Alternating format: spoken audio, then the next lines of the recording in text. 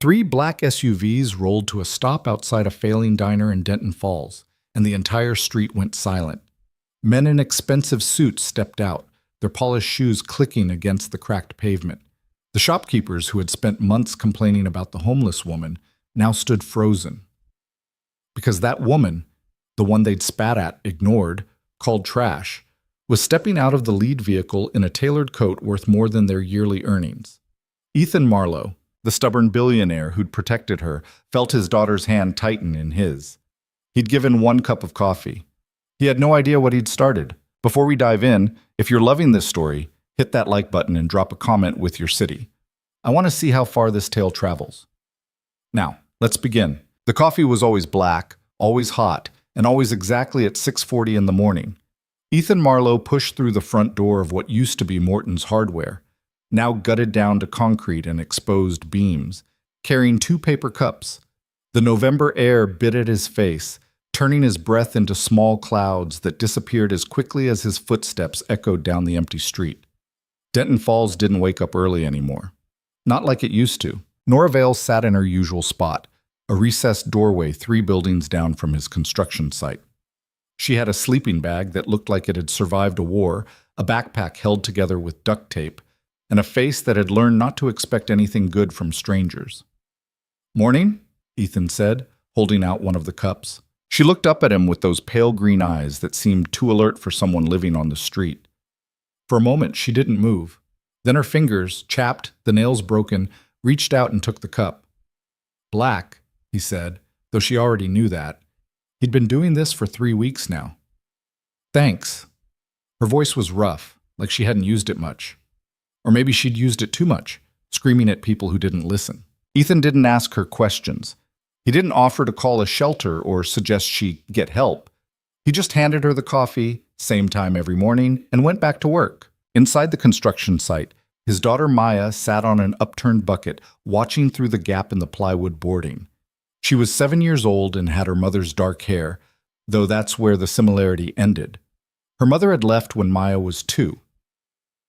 Decided that being married to a billionaire who insisted on living like he wasn't one wasn't the life she'd signed up for. "Why do you give her coffee, Dad?" Ethan set his own cup down on a sawhorse and grabbed his work gloves. The diner renovation was behind schedule. The contractor he'd hired had quit after 2 weeks, saying the building was a money pit. Ethan had decided to finish it himself, which meant most mornings started at 5 a.m. and ended when Maya reminded him she needed dinner. "Because she's there," he said. "Joey's mom says she's dangerous." "Joey's mom say anything else?" Maya shrugged. "That you're weird for talking to homeless people. That you should sell this place and stop pretending you're normal." Ethan pulled on his gloves and looked at his daughter. She had paint on her jeans from helping him last week, and her sneakers had a hole forming near the toe. He could buy her 100 pairs of shoes. He could buy her a house on every continent. But he'd learned the hard way that money didn't make people less lonely, and it sure as hell didn't teach them how to be decent. "You think I'm pretending?" "I think you're stubborn," Maya said, "like Grandpa." Ethan's father had owned a chain of diners across the Midwest before selling them for enough money to retire 5 times over. He'd taught Ethan that work mattered more than wealth, that a man who couldn't make something with his own hands was just a guy with a bank account. Then he died of a heart attack at 63, still working the grill at the last diner he refused to sell.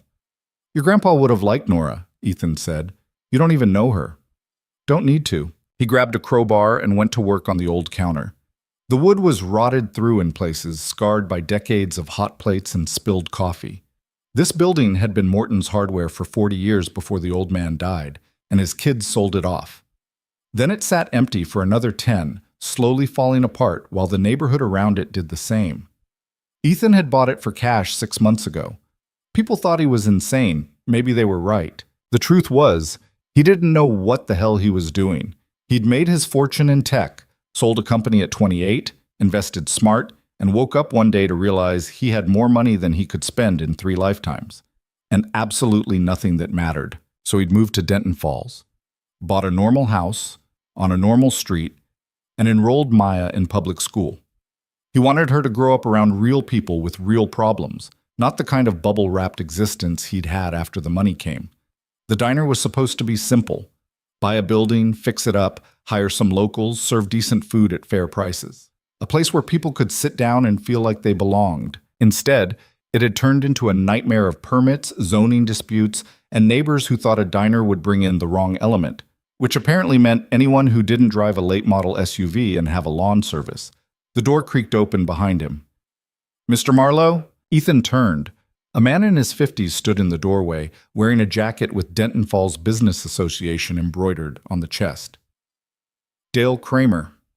He owned the sporting goods store 2 blocks over and apparently considered himself the neighborhood's unofficial mayor.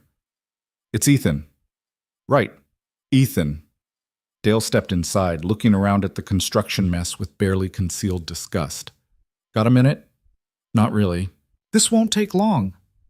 Dale pulled out his phone, scrolled for a second, then turned the screen to face Ethan. It showed a photo of Nora sitting in her doorway, wrapped in her sleeping bag. "We need to talk about your friend." Ethan set down the crowbar. "She's not bothering anyone." "She's bothering my customers. I've had 3 people this week say they don't feel safe walking past her." "Then they can walk on the other side of the street." Dale's jaw tightened. "You're not taking this seriously." "You're right, I'm not. Look, I get it. You're new here. You want to make a difference. Very noble. But this neighborhood has standards. We've worked hard to clean things up, attract the right kind of businesses, make it somewhere families want to be. And homeless people don't fit that vision." "I didn't say that." "You didn't have to." Dale put his phone away and crossed his arms. "The Business Association is filing a complaint with the city. Loitering, public nuisance, health code violations. If she doesn't move on voluntarily, we'll get the police involved." "She's not breaking any laws." "Maybe not, but you are." Dale gestured at the construction site around them. "I pulled your permits. You're 3 inspections behind, you don't have a licensed contractor on record, and the fire marshal says your electrical work is substandard. Keep defending the vagrant, and I'll make sure the city shuts this whole project down." Ethan felt something cold settle in his chest. Not fear, anger. "Get out of my building." "Excuse me?" "You heard me. Get the fuck out." Dale's face went red. "You're making a mistake." "Wouldn't be my first." After Dale left, Maya walked over and stood next to her father. She didn't say anything for a while, just looked at the half-demolished counter. "Are we in trouble?" she finally asked. "Maybe." "Because of the coffee lady?" Ethan put his hand on his daughter's shoulder. "Because some people think being poor is a crime." "That's stupid." "Yeah, it is. Much." The next morning at 6:40, Ethan walked out with 2 cups of coffee and found a security guard standing in front of Nora's doorway. The guy was young, maybe 25, wearing a uniform from one of those rent-a-cop companies that patrol shopping centers. He had his arms crossed and was blocking Nora from view. "Sir, I'm going to have to ask you to keep moving." Ethan stopped. "Who hired you?" "That's not your concern." "The hell it's not. This is a public sidewalk. I have authorization from the property owner to remove trespassers." Ethan looked past him. Nora was sitting with her back against the door, her sleeping bag pulled up to her chin. She wasn't looking at either of them. She was looking at the ground, like she'd learned a long time ago that eye contact just made things worse. "She's not trespassing," Ethan said. "She's been warned multiple times. If she doesn't leave voluntarily, I'm authorized to use reasonable force." Something in Ethan's chest went tight. He set the coffee cups down on the ground and took a step forward. "Touch her, and I'll break your arm." The guard's hand moved to his belt, where a canister of pepper spray hung in a leather holster. "Sir, I'm going to need you to back up." "Make me." They stood there for 5 seconds that felt like an hour. The street was starting to wake up, cars passing, someone opening a shop across the way. People were watching now. Ethan could feel their eyes, could sense the judgment forming. Here was the crazy billionaire making a scene over some homeless woman. Let them watch. "There a problem here?" A Denton Falls police cruiser had pulled up to the curb. Officer Ramirez got out, a guy Ethan recognized from the school drop-off line. He had a daughter in Maya's grade. "This man is interfering with private security," the guard said. Ramirez looked at Ethan, then at Nora, then back at the guard. "You got paperwork showing you're authorized to be here?" "It's with my supervisor, so that's a no." Ramirez walked over to where Nora was sitting. "Ma'am, you okay?" She nodded without looking up. "Anyone threaten you?" She shook her head. Ramirez turned back to the guard. City ordinance says she can sit here long as she's not blocking foot traffic or creating a hazard. You want her gone, you need a court order. Till then, you're the one who needs to move along. The guard started to argue, then thought better of it. He shot Ethan a look that promised this wasn't over, then walked back toward the sporting goods store. After he left, Ramirez came over to Ethan. You trying to make enemies? Not trying, just seems to be happening. Dale Kramer's got connections. City council, mayor's office. You keep pissing him off, you're going to find your life gets real complicated real fast. Seems like it's already complicated. Ramirez nodded toward Nora. You know anything about her? No. Don't want to? Not my business. But giving her coffee every morning is. Ethan picked up the cups he'd set down. One had spilled a little, soaking into the concrete. You got a problem with that? No, I got a problem with you getting yourself hurt over something that's not going to end well. Ramirez lowered his voice. Between you and me? I agree with what you're doing, but the people who run this town, they don't. And they're going to make you pay for it. Let them try. After Ramirez left, Ethan walked over and held out the coffee that hadn't spilled. Nora took it with both hands. Her fingers were shaking a little. You didn't have to do that, she said. Yeah, I did. Why? It was the first real question she'd ever asked him. In 3 weeks of morning coffee, she'd never asked why he did it, never asked who he was or what he wanted. She'd just taken the cup and thanked him and let him walk away. Ethan didn't have a good answer, or maybe he had too many answers, none of them simple enough to explain. Because nobody else will, he finally said. She looked up at him then, really looked at him, and for a second he saw something in her eyes that wasn't defeat or fear or the blank acceptance of someone who'd given up. It was something sharper, calculating. Then it was gone, and she was just a tired woman with a cup of cooling coffee. Thank you, she said. Ethan went back inside to find Maya watching from the window again. Is she going to be okay? His daughter asked. I don't know. Are you? That stopped him. Maya had her mother's way of asking questions that cut straight through the bullshit. Yeah, kiddo, I'm going to be fine. Joey's mom says you're going to lose all your money trying to save people who don't want to be saved. Joey's mom talks a lot. She says it's sad. That you're sad because mom left, and now you're trying to fix broken things because you couldn't fix your marriage. Ethan crouched down so he was eye level with his daughter. You think that's what I'm doing? Maya shrugged.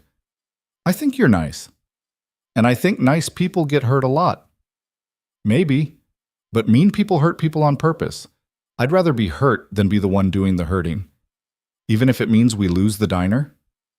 Even then. She thought about that for a while, then nodded. Okay, but if we lose it, can we at least get pizza for dinner? The good kind, not the frozen stuff. Ethan laughed, pulled her into a hug, and tried not to think about how much truth there was in what Joey's mom had said. The threats started 2 days later. First, the building inspector showed up unannounced and found a dozen violations that definitely hadn't been there before. Then the fire marshal condemned the electrical panel, which meant no power until Ethan hired a licensed electrician to rewire the entire building. Then the health department flagged the plumbing as a biohazard risk. Each citation came with a fine. Each fine came with a deadline. And each deadline was designed to make it impossible to fix everything in time. Ethan knew what was happening. This was how the system worked when you didn't play along. You could have all the money in the world, but if the people running the city wanted you gone, they'd bury you in paperwork until you gave up. He hired lawyers. He filed appeals. He paid the fines and fixed the violations and showed up to every hearing with documentation proving he'd done everything by the book. It didn't matter. The permits got lost. The inspections got delayed. The approval process that should have taken days stretched into weeks. And every morning at 6:40, Ethan walked out with 2 cups of coffee and found Nora sitting in that doorway, watching the neighborhood wake up with those pale green eyes that never missed anything. You should stop, she said one morning. Stop what? This. Whatever you're trying to prove. I'm not trying to prove anything. Then you're stupider than you look. It was the most she'd said to him in a month. Ethan sat down on the curb across from her, something he'd never done before. The coffee was still hot enough to burn his tongue. Why do you care? He asked. I don't.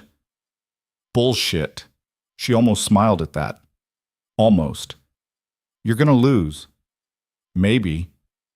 Definitely. Dale Kramer's got the mayor in his pocket. The business association owns half the city council. You're one guy with a checkbook and a stubborn streak. That's not enough. You know a lot about local politics for someone living on the street.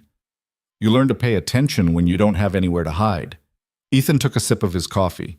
Across the street, Dale's sporting goods store was opening for the day.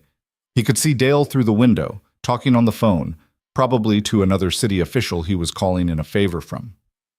"What's your story?" Ethan asked. Nora's expression went flat. "None of your business." "Fair enough." They sat in silence for a while. A few cars passed. A woman walking her dog crossed to the other side of the street when she saw Nora. Like poverty was contagious. "I had a daughter," Nora said suddenly. Ethan looked at her, but she was staring straight ahead. "She'd be about your girl's age now, 8, maybe 9. "What happened?" "What do you think happened? I made bad choices, trusted the wrong people, ended up somewhere I couldn't get out of. System took her, said I was unfit. Maybe they were right. You ever try to get her back?" "Every day for 3 years, then I stopped. Figured she was better off without me." "You believe that?" "Doesn't matter what I believe. It's done." Ethan wanted to say something helpful, something that would make it better, but he'd learned that lesson already. Some pain didn't have a solution. Some broken things stayed broken. "I'm sorry," he said. "Yeah, me too." She stood up, started gathering her things, the sleeping bag, the backpack, the few possessions that made up her entire life. "Where are you going?" "Somewhere else. You don't need this shit following you around." "Wait." But she was already walking away, the sleeping bag rolled up under her arm, moving with the practiced efficiency of someone who'd done this too many times. Ethan watched her turn the corner and disappear. He sat there on the curb with 2 cups of coffee, one of them going cold in his hand, and felt like he'd just failed some test he hadn't known he was taking. "What?" Maya asked about Nora that night. "She's gone," Ethan said. "Why?" "Because she didn't want to cause me any more trouble." "That's dumb. It's not her fault people are mean." "No, it's not." They were eating dinner at the small table in their kitchen, spaghetti from a box, garlic bread from the freezer. The house was a 2-bedroom ranch on a street lined with similar houses, all of them built in the 70s and starting to show their age. Ethan could have bought something bigger, newer, in one of the gated communities on the edge of town. But Maya had liked this house because it had a tree in the backyard she could climb. "Are you going to look for her?" Maya asked. "I don't know where to look." "You could ask the police. They just tell me she's not missing. Adults are allowed to go wherever they want." "Even if it's dangerous?" Even then, Maya twirled spaghetti around her fork, thinking, Joey's mom says homeless people choose to be homeless, that if they really wanted to stop, they could. Joey's mom doesn't know what the hell she's talking about. Dad, language. "Sorry, but it's true. People don't choose to lose everything. They choose to survive the best way they can with what they've got left." "Is that what Nora's doing? Surviving?" "Yeah." "Then we should help her." "I tried. She left." "So try harder." Ethan looked at his daughter, this 7-year-old kid with spaghetti sauce on her chin and a sense of right and wrong that somehow hadn't been beaten out of her yet by the world. "You're smarter than me, you know that?" "I know. Mom said it runs in her side of the family." Despite everything, Ethan laughed. 2 weeks went by. The diner project hit a wall. Without permits, Ethan couldn't continue the renovation. Without the renovation, he couldn't open. And without opening, every day was just money disappearing into a building that might never serve a single customer. His lawyers said to wait it out. Eventually, the city would have to approve the permits or risk a lawsuit they couldn't win. But eventually might mean months, years. Ethan kept showing up anyway. He'd sit in the gutted building with a cup of coffee and look at the plans he'd drawn up. The counter layout, the kitchen design, the booth configuration. He'd imagine families eating here, workers grabbing lunch, people building the kind of casual community that used to exist before everyone retreated into their phones and their private lives. Now it was just a shell full of broken dreams and mounting debt. One morning, he found an envelope slipped under the door. No address, no stamp, just his name written in neat handwriting on the front. Inside was a single piece of paper with 2 words, Thank you.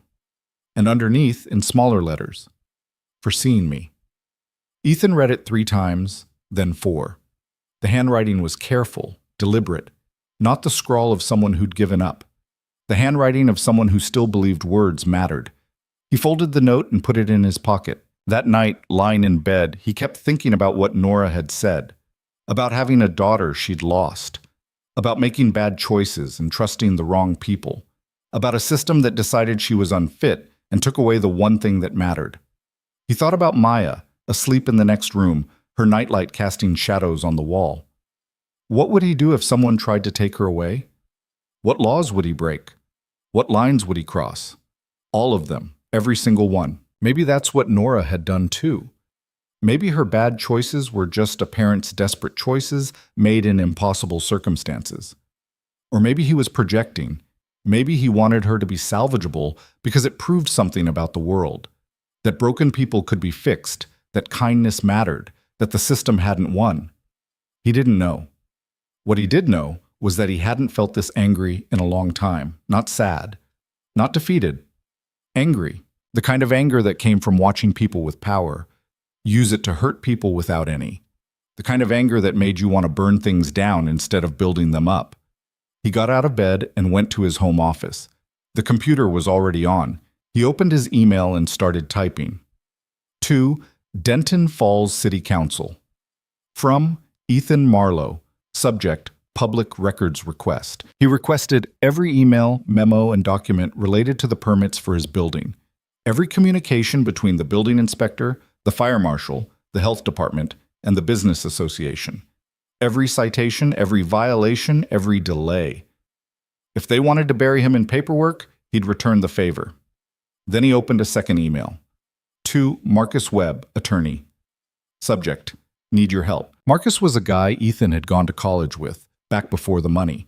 He'd become a civil rights lawyer, the kind who took on cases nobody else would touch. Police misconduct, housing discrimination, government corruption. They hadn't talked in 5 years. Ethan explained the situation, the diner, the permits, the woman on the street, the security guard, the threats. He laid it all out in detail, then added one more line. I want to fight this. Whatever it takes. He hit send before he could second-guess himself. Then he poured a drink, whiskey, neat, and sat on his back porch watching the tree in his yard sway in the wind. Maya had named it Gerald for reasons she'd never explained.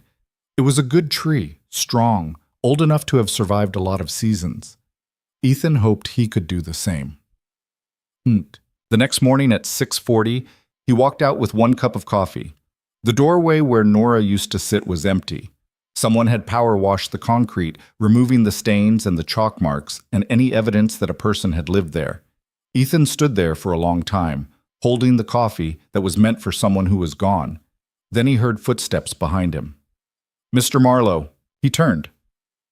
Dale Kramer was standing there with 2 other men from the business association. All of them had the satisfied expressions of people who'd won something they thought they deserved. She's gone, Dale said. Took care of itself. Now we can all move forward like civilized people. Ethan set the coffee cup down on the ground, right in the middle of the doorway where Nora used to sit. Fuck you, Dale. Dale's smile faltered. Excuse me? You heard me. Fuck you, and fuck everyone who thinks making a woman disappear is something to be proud of. We didn't make her do anything. You made her feel so unwelcome, so worthless, that leaving seemed like the better option. You did that, all of you. Ethan looked at the other men. You're going to stand there and tell me you're proud of that? One of them shifted uncomfortably. The other looked away. Dale's face was turning red again. You need to watch how you talk to people. Or what? You'll shut down my diner? Already doing that. You'll turn the city against me? Already done. What else you got, Dale? What other petty bullshit you going to throw at someone who just wanted to run a restaurant and treat people decent? You're making a scene. Good. Let everyone see. A small crowd had gathered. People on their way to work. Shopkeepers opening up. A few regulars from the coffee shop down the street. Ethan recognized some of them. Neighbors who'd smiled and waved when he first moved to town, back when they didn't know he was going to be a problem. You all okay with this? Ethan asked them. You okay with running off someone because they didn't fit your idea of what belongs in this neighborhood? Nobody answered. That woman never hurt anyone, never asked for anything, just sat in a doorway and tried to survive. And you, he pointed at Dale, you decided that was too much, that her existence was offensive, that making her disappear was worth celebrating. She was bad for business. She was a person. Ethan's voice cracked. He didn't care. She had a name. She had a life. She had a daughter she lost, and pain you can't imagine. And you treated her like trash because it was easier than seeing her as human. The crowd was silent now. Ethan could feel their discomfort, their desire to be anywhere else. Good. Let them squirm. I'm done being polite about this, he said. I'm done pretending that the way this town treats people is okay. You want to shut down my diner? Do it. You want to run me out of town? Try.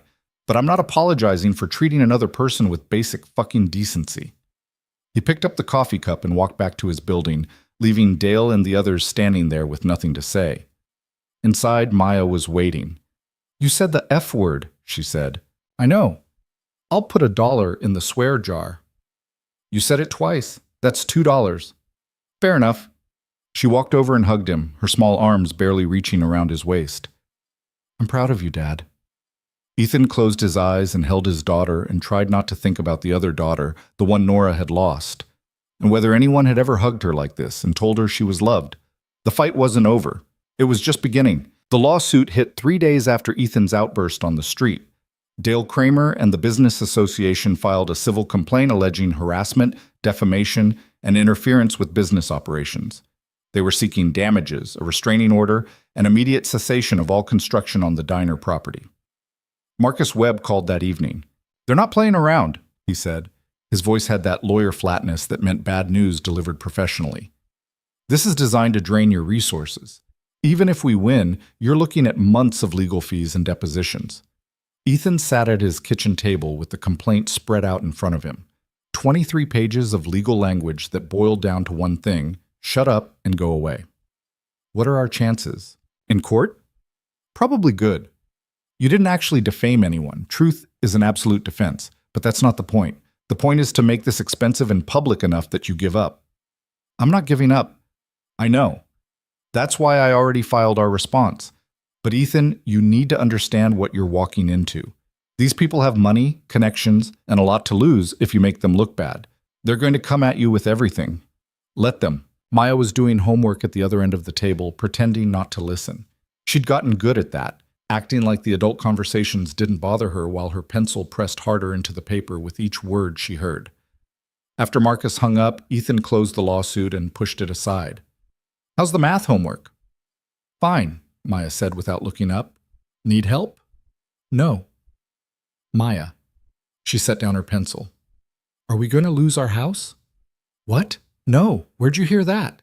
Joey said his mom said that lawsuits cost a lot of money, and sometimes people lose their houses. Ethan pulled his chair around next to hers.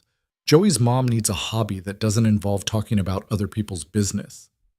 So we're not going to lose the house? No, I promise. What about the diner? That was harder to answer. The truth was he didn't know.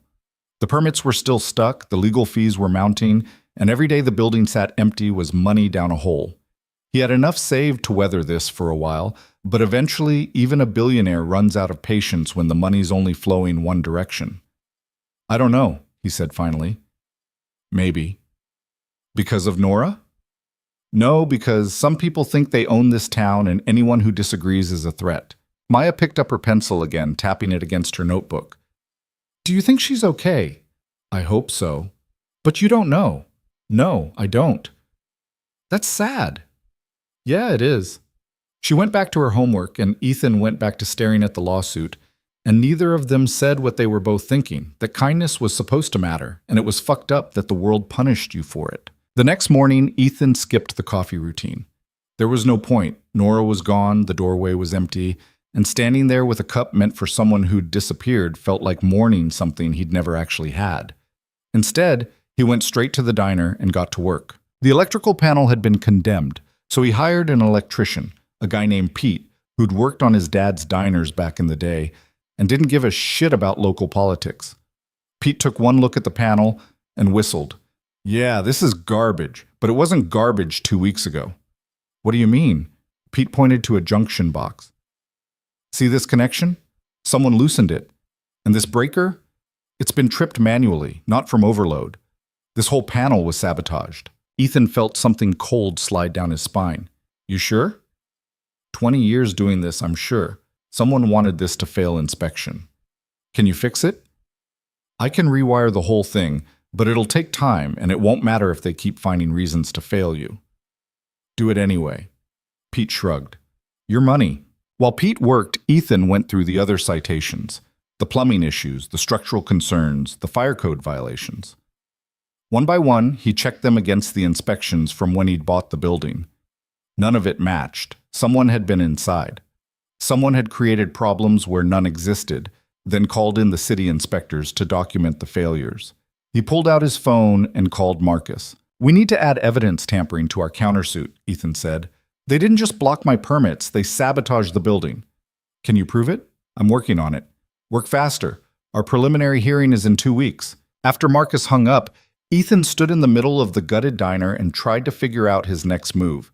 He could install cameras, hire security, turn this place into a fortress. But that felt like admitting defeat, like accepting that the world was full of people who'd rather destroy things than let someone build something good. The door opened behind him. Mr. Marlowe? Officer Ramirez stepped inside, looking uncomfortable.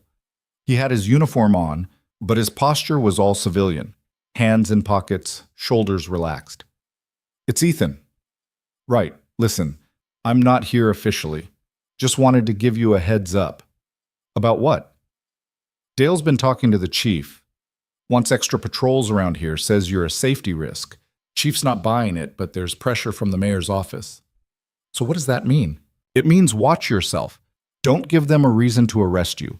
No more confrontations, no more public scenes. They're looking for an excuse. Ethan laughed, but there wasn't any humor in it. I tell a guy to fuck off and suddenly I'm a safety risk? In this town? Yeah. You're not from here, you don't play by the rules, and you made them look bad in front of people. That's unforgivable. What about Nora? Anyone looking for her? Ramirez shifted his weight. Why would they? Because she's missing. She's not missing. She left. You know that for sure? I know nobody's reported her missing. I know she's an adult who can go wherever she wants. And I know that even if I wanted to look for her, I'd have about 100 actual cases that take priority. So that's it? She's just gone and nobody cares? I didn't say I don't care. I said I can't do anything about it. Ramirez pulled his hands out of his pockets. Look, between you and me, I think what you did was right. Giving her coffee, standing up to that rent-a-cop, calling out the business association, all of it. But right doesn't win fights in Denton Falls. Money does. Connections do. And you're running out of both. I've got plenty of money. Not the kind that matters. The kind that comes with leverage, with history, with knowing whose pocket to line and whose ass to kiss. You're just a guy with a bank account. That's not enough. After Ramirez left, Ethan sat on the floor of the diner with his back against the wall and closed his eyes. He'd been naive. He'd thought that buying a building and working hard and treating people decently would be enough, that the world rewarded merit and effort and basic human kindness. But the world didn't work that way. It rewarded the people who already had power and punished anyone who threatened it. And Ethan had made the mistake of thinking his money could insulate him from that reality. His phone buzzed, a text from Maya's school. Please call regarding Maya, non-emergency. He dialed the principal's office. Mr. Marlowe, thanks for calling back. Principal Chen had that overly calm voice people used when they were about to tell you something you didn't want to hear. Maya got into an altercation today during recess. Is she hurt? No, but she did push another student, a girl named Joey. Of course, Joey, whose mother couldn't keep her mouth shut. What happened? According to witnesses, Joey was saying some unkind things about you and the homeless woman. Maya told her to stop. Joey didn't. Maya pushed her. Did Joey get in trouble? A pause. We're addressing the situation with both students. That's not what I asked. Another pause, longer this time. Joey's mother is on the PTA board. We're trying to handle this in a way that's fair to everyone. So that's a no.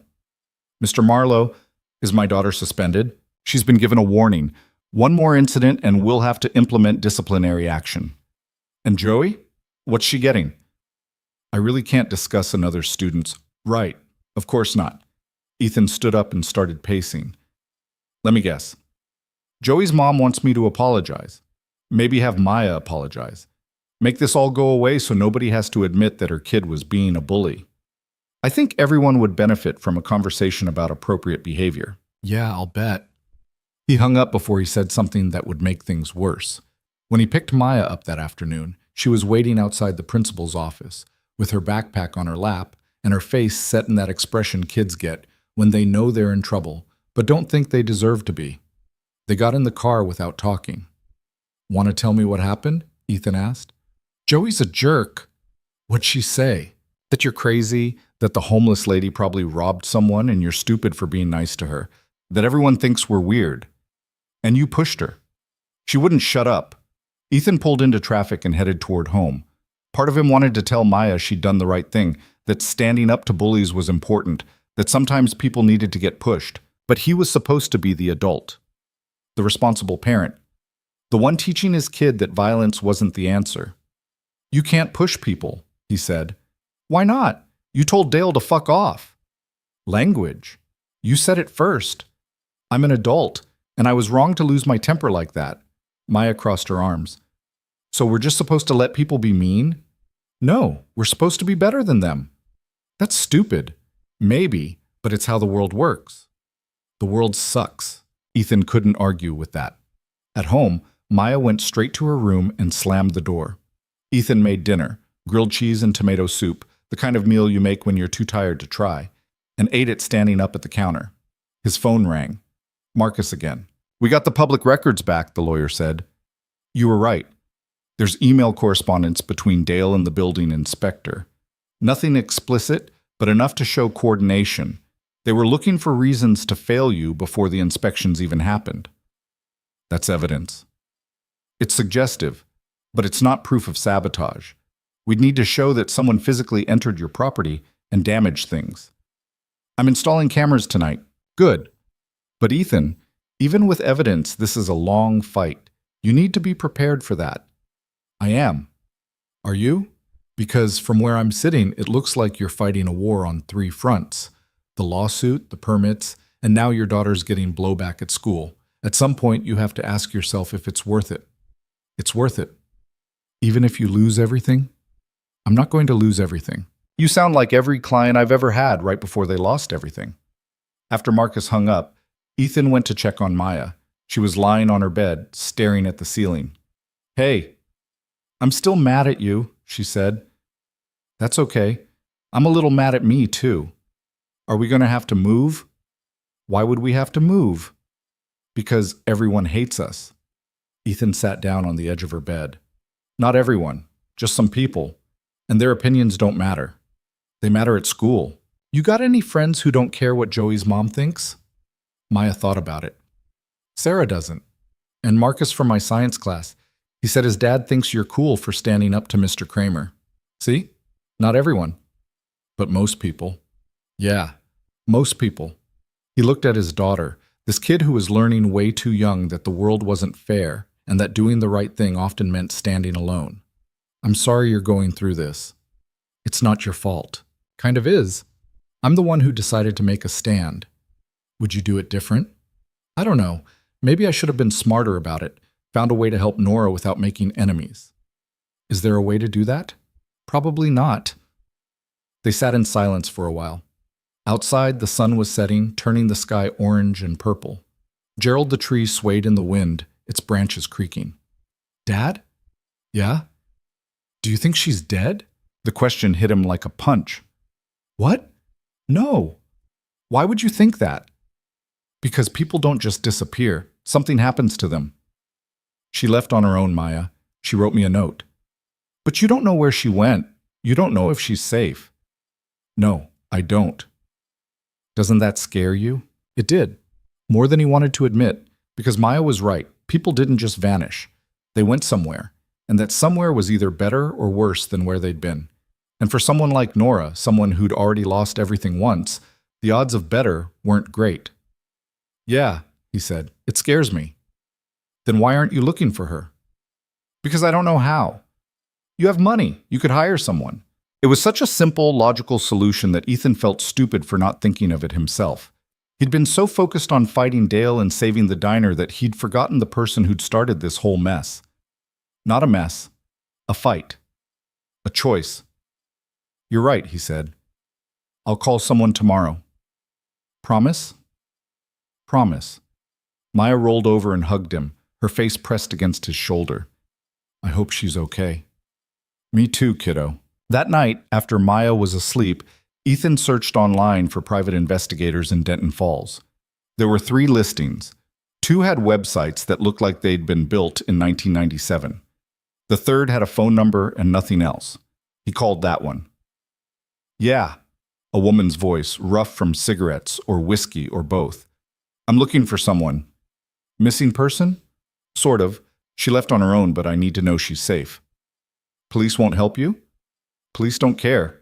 A long pause, then the sound of a lighter clicking. "Name's Rita. Give me the details." Ethan told her about Nora. The doorway, the coffee, the note, the last time he'd seen her. He didn't mention the diner or the lawsuit or Dale Kramer. Just the facts. "You got a picture?" "No." "Name? Date of birth? Social security number?" "Just her first name. Nora." Rita laughed, but it wasn't a happy sound. "You want me to find a homeless woman named Nora with no picture, no ID, and no last known address? Can you do it?" "For the right price, I can try. But I'm going to tell you right now, odds are she doesn't want to be found. People who leave notes and disappear usually have good reasons." "I know, I just need to know she's okay. And if she's not, then I need to know that too." Rita quoted him a price that was probably double what the job was worth. Ethan didn't care. "I'll send you a retainer in the morning. Start wherever you think makes sense. You're not going to ask about my credentials?" "Should I?" "Most people do." "Are you good at your job?" "Good enough." "Then that's all I need to know." After he hung up, Ethan poured himself another drink and sat on the back porch. The night was cold, the kind of November cold that promised winter was coming and didn't care if you were ready. He thought about Nora's note. "Thank you for seeing me." Such a simple thing. Being seen. Being acknowledged as a person who mattered. He'd given her coffee and stood up to a security guard, and that was it. That was the sum total of his heroism. And somehow it had spiraled into lawsuits and sabotage, and his daughter getting into fights at school. Was it worth it? Marcus's question kept bouncing around his head. At some point, you have to ask yourself if it's worth it. The problem was, he didn't know how to measure worth. Was Nora's dignity worth more than Maya's social standing? Was standing up to bullies worth more than the diner opening on time? Was being right worth more than being smart? There weren't easy answers. There probably weren't any answers at all. But giving up felt like betraying something fundamental. Not just Nora, but the idea that people deserve basic decency, regardless of their circumstances. That wealth and power didn't give you the right to erase the inconvenient. His phone buzzed. A text from an unknown number. "Stop asking questions or you'll regret it." Ethan stared at the message. It was vague enough to be deniable, specific enough to be a threat. He screenshot it and forwarded it to Marcus, then deleted the original. Let them threaten. Let them sabotage and sue and spread rumors. He wasn't backing down. Not now. Not when he was finally fighting for something that mattered. The preliminary hearing was held in a courtroom that smelled like old wood and stale coffee. Dale and his lawyers sat on one side, Ethan and Marcus on the other. The judge was a woman in her 60s who looked like she'd heard every variation of bullshit the legal system had to offer and wasn't impressed by any of it. Dale's lawyer went first. He was young, expensive suit, the kind of guy who'd learned to argue by watching TV lawyers, and thought volume equaled persuasion. "Your Honor, Mr. Marlowe's behavior has created a hostile environment for local businesses. His verbal assault on my client, his refusal to comply with reasonable community standards, and his continuing harassment constitute a pattern of conduct that requires immediate intervention." The judge looked at Ethan. "You tell this man to fuck off?" "Yes, Your Honor." "In public?" "Yes." "Any reason why?" He was celebrating the fact that a homeless woman felt forced to leave the neighborhood because of harassment from his organization. Dale's lawyer jumped in. "That's a mischaracterization." The judge held up her hand. I'm talking to Mr. Marlowe. She turned back to Ethan. You know this woman well. No, Your Honor. I gave her coffee in the mornings. That's all. And that made you mad enough to curse at people on the street? It made me mad that they treated her like she wasn't human. The judge leaned back in her chair. Mr. Webb, your client have anything else to add? Marcus stood up. Your Honor, we'd like to submit evidence that the plaintiff and his associates have engaged in a coordinated effort to sabotage my client's business. We have emails showing, I've read your filings. The emails are suggestive but not conclusive. She looked at Dale's lawyer. That said, your defamation claim is weak. Truth is a defense, and nothing Mr. Marlowe said rises to the level of actionable slander. Your Honor, the emotional distress, save it. Here's what's going to happen. Both of you are going to go home and think about whether you really want to spend the next year of your lives in my courtroom fighting over hurt feelings. Mr. Marlowe, stop cursing at people. Mr. Kramer, stop filing frivolous lawsuits. And both of you find a way to coexist like adults. Your Honor, Dale's lawyer tried again. We're done. Case dismissed without prejudice, which means either of you can refile if you really want to waste more money. But I'm telling you now, it'll go the same way. She banged her gavel. Next case. Outside the courthouse, Marcus was grinning. That went better than expected. They can still refile. They won't. The judge basically called it bullshit. If they try again, she'll sanction them. So, we won? You survived. That's not the same as winning, but it's not losing either. Ethan looked across the courthouse steps to where Dale and his lawyers were standing in a tight circle, clearly arguing about what to do next. Dale caught his eye, and the look he gave Ethan was pure hatred. This wasn't over. 2 days later, Rita called. I found something. Ethan was at the diner, watching Pete finish the electrical work. He stepped outside so he could hear better. What'd you find? Your girl Nora. She's not homeless. Or at least she wasn't always. Found a Nora Vale in county records. Eviction notice from 3 years ago. Couple of court appearances for unpaid fines. Before that, she had a job at a medical billing company. What happened? Far as I can tell, husband died, insurance didn't cover the medical bills, she went into debt trying to keep her head above water, lost the apartment, lost custody of her daughter, fell through the cracks. Ethan felt something twist in his chest. You find where she is now? That's the weird part. She disappeared from the system about 2 weeks ago. No shelter check-ins, no arrests, no hospital visits. It's like she just vanished. People don't just vanish. Homeless people do, all the time. But here's the thing. I talked to a guy who runs a shelter downtown. He said a woman matching Nora's description came in about 10 days ago, stayed one night, then left with someone. Someone who? He didn't get a good look. Just said it was professional, like a social worker or something, but she left willingly. Can you find out more? I can try. But Ethan, I gotta tell you, this is starting to feel like more than just a missing person case. You sure you want me to keep digging? Why wouldn't I? Because sometimes the answers you find aren't the ones you want. After Rita hung up, Ethan stood outside the diner and watched the street. The same street where he'd given Nora coffee every morning. The same doorway where she'd sat, wrapped in that ratty sleeping bag, watching the world go by. She'd had a whole life, a job, a home, a daughter. And it had all fallen apart because her husband got sick and the system that was supposed to help had ground her into dust instead. And then she'd disappeared with someone who looked professional. That should have been good news. It should have meant she'd found help, found a way out. But something about it didn't sit right. He pulled out his phone and called Marcus. I need you to look into something. Marcus called back within the hour. What am I looking into? Ethan was still standing outside the diner watching the morning traffic crawl past. Nora Vale. I need to know if there's any record of where she went after she left the shelter. Social services, hospitals, anything. That's not really my area. I know, but you have access to databases I don't. And Rita's hitting walls. A pause. You're worried about her. Wouldn't you be? Honestly, I'd be more worried about you. You're getting obsessed with someone you barely know. She's not just someone. Then what is she? Ethan didn't have a good answer for that. Nora wasn't family, wasn't a friend, wasn't even really an acquaintance. She was a woman he'd given coffee to for a few weeks. That was it. Except it wasn't. Because somewhere in those quiet morning exchanges, she'd become something more, a reminder that people mattered even when the world decided they didn't. That seeing someone, really seeing them, was worth fighting for. She's someone who deserves better than disappearing and nobody giving a shit, Ethan said finally. Marcus sighed. I'll make some calls, but Ethan, you need to prepare yourself for the possibility that she doesn't want to be found. That wherever she went, it was her choice. Then I need to know that too. After hanging up, Ethan went back inside. Pete was testing the new electrical panel, flipping breakers and checking voltages with a multimeter that looked older than both of them. We're good, Pete said. Everything's up to code. Better than code, actually. When can I schedule the inspection? Whenever you want.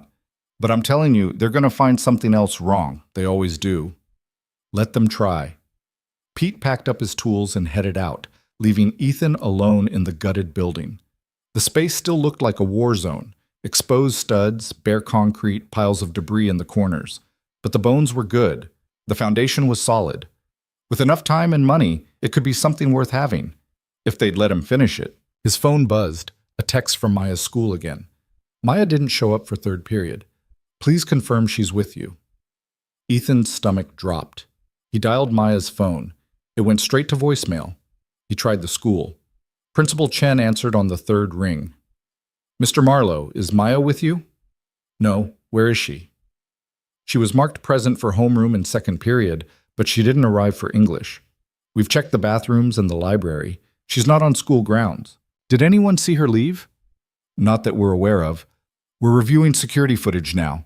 Ethan was already moving toward his truck. Call me the second you find anything. He drove home first, hoping maybe she'd gotten sick and walked back. The house was empty, her backpack was gone, her room untouched from this morning. He called her phone again. Voicemail. Then he started driving, checking the route between school and home, scanning the sidewalks for any sign of her. His mind was racing through possibilities, each one worse than the last. She'd run away. She'd been taken. She'd been hurt. He forced himself to breathe, to think logically. Maya was smart. She wouldn't just disappear without a reason. And if she had run, she'd go somewhere she felt safe. The diner. He turned around and headed back, pushing the speed limit, running a yellow light that was already halfway to red. When he pulled up outside the construction site, he saw her through the gap in the plywood. She was sitting on the floor in the middle of the empty space, her backpack beside her, staring at nothing. Ethan parked and went inside, trying to keep his voice calm. Maya. She looked up. Her eyes were red, her face blotchy from crying. Hey, he said, sitting down next to her. The school's looking for you. I know. Want to tell me what happened? She pulled her knees up to her chest. Joey told everyone that Nora was probably a drug addict, that you're stupid for helping her, that her mom says we're trash and we don't belong here. And what'd you do? Nothing. I just left. Left school? I couldn't be there anymore. Everyone was looking at me like I was the problem. She wiped her nose on her sleeve. I hate it here, Dad. I hate this town, and I hate that school, and I hate that everyone thinks we're wrong for being nice. Ethan put his arm around her and pulled her close. She was shaking, and he realized she wasn't just upset. She was scared. Scared that they'd lose the fight, that they'd have to leave, that the world really was as cruel as it seemed. I'm sorry, he said. It's not your fault. Kind of is. I brought us here. I thought it would be better than the life we had before. It was lonely before. Just different lonely. That hit harder than it should have. Because she was right. Their old life had been isolated in its own way. Big house, private school, people who only talked to them because of the money. He'd thought moving to a normal town would fix that. Instead, he'd just traded one kind of isolation for another. What do you want to do? He asked. About what? All of it. The diner, the town, the school. If you want to leave, we can leave. I'll sell the building, we'll move somewhere else, start over. Maya was quiet for a long time. Then she said, What about Nora? What about her? If we leave, who's going to look for her? I hired someone, a private investigator. But you'll stop if we go, right? Because it won't matter anymore. Ethan hadn't thought about it that way, but she was right. If they left Denton Falls, the whole thing would fade into just another story about good intentions gone wrong. Nora would become a footnote, a woman they'd tried to help who disappeared into the same system that had failed her before. "I don't know," he said honestly. "Then we can't leave. Not yet." "Maya, I'm serious. I hate it here, but leaving means they win. And I don't want them to win." She sounded so much older than 7, so much tougher than she should have to be. "Okay," Ethan said. "We'll stay, but you can't skip school. Deal?" "Deal. But I'm not apologizing to Joey." "Wouldn't ask you to." He called the school and told them Maya was with him, that she'd felt sick and walked to his work site instead of going to the nurse. It was a lie, but a small one.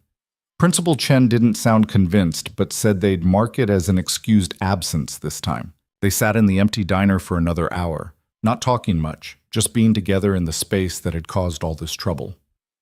Eventually, Maya fell asleep with her head on his shoulder, exhausted from crying and fear and the weight of being a kid in an adult fight. Ethan's phone buzzed. A text from Rita. "Call me. Found something big."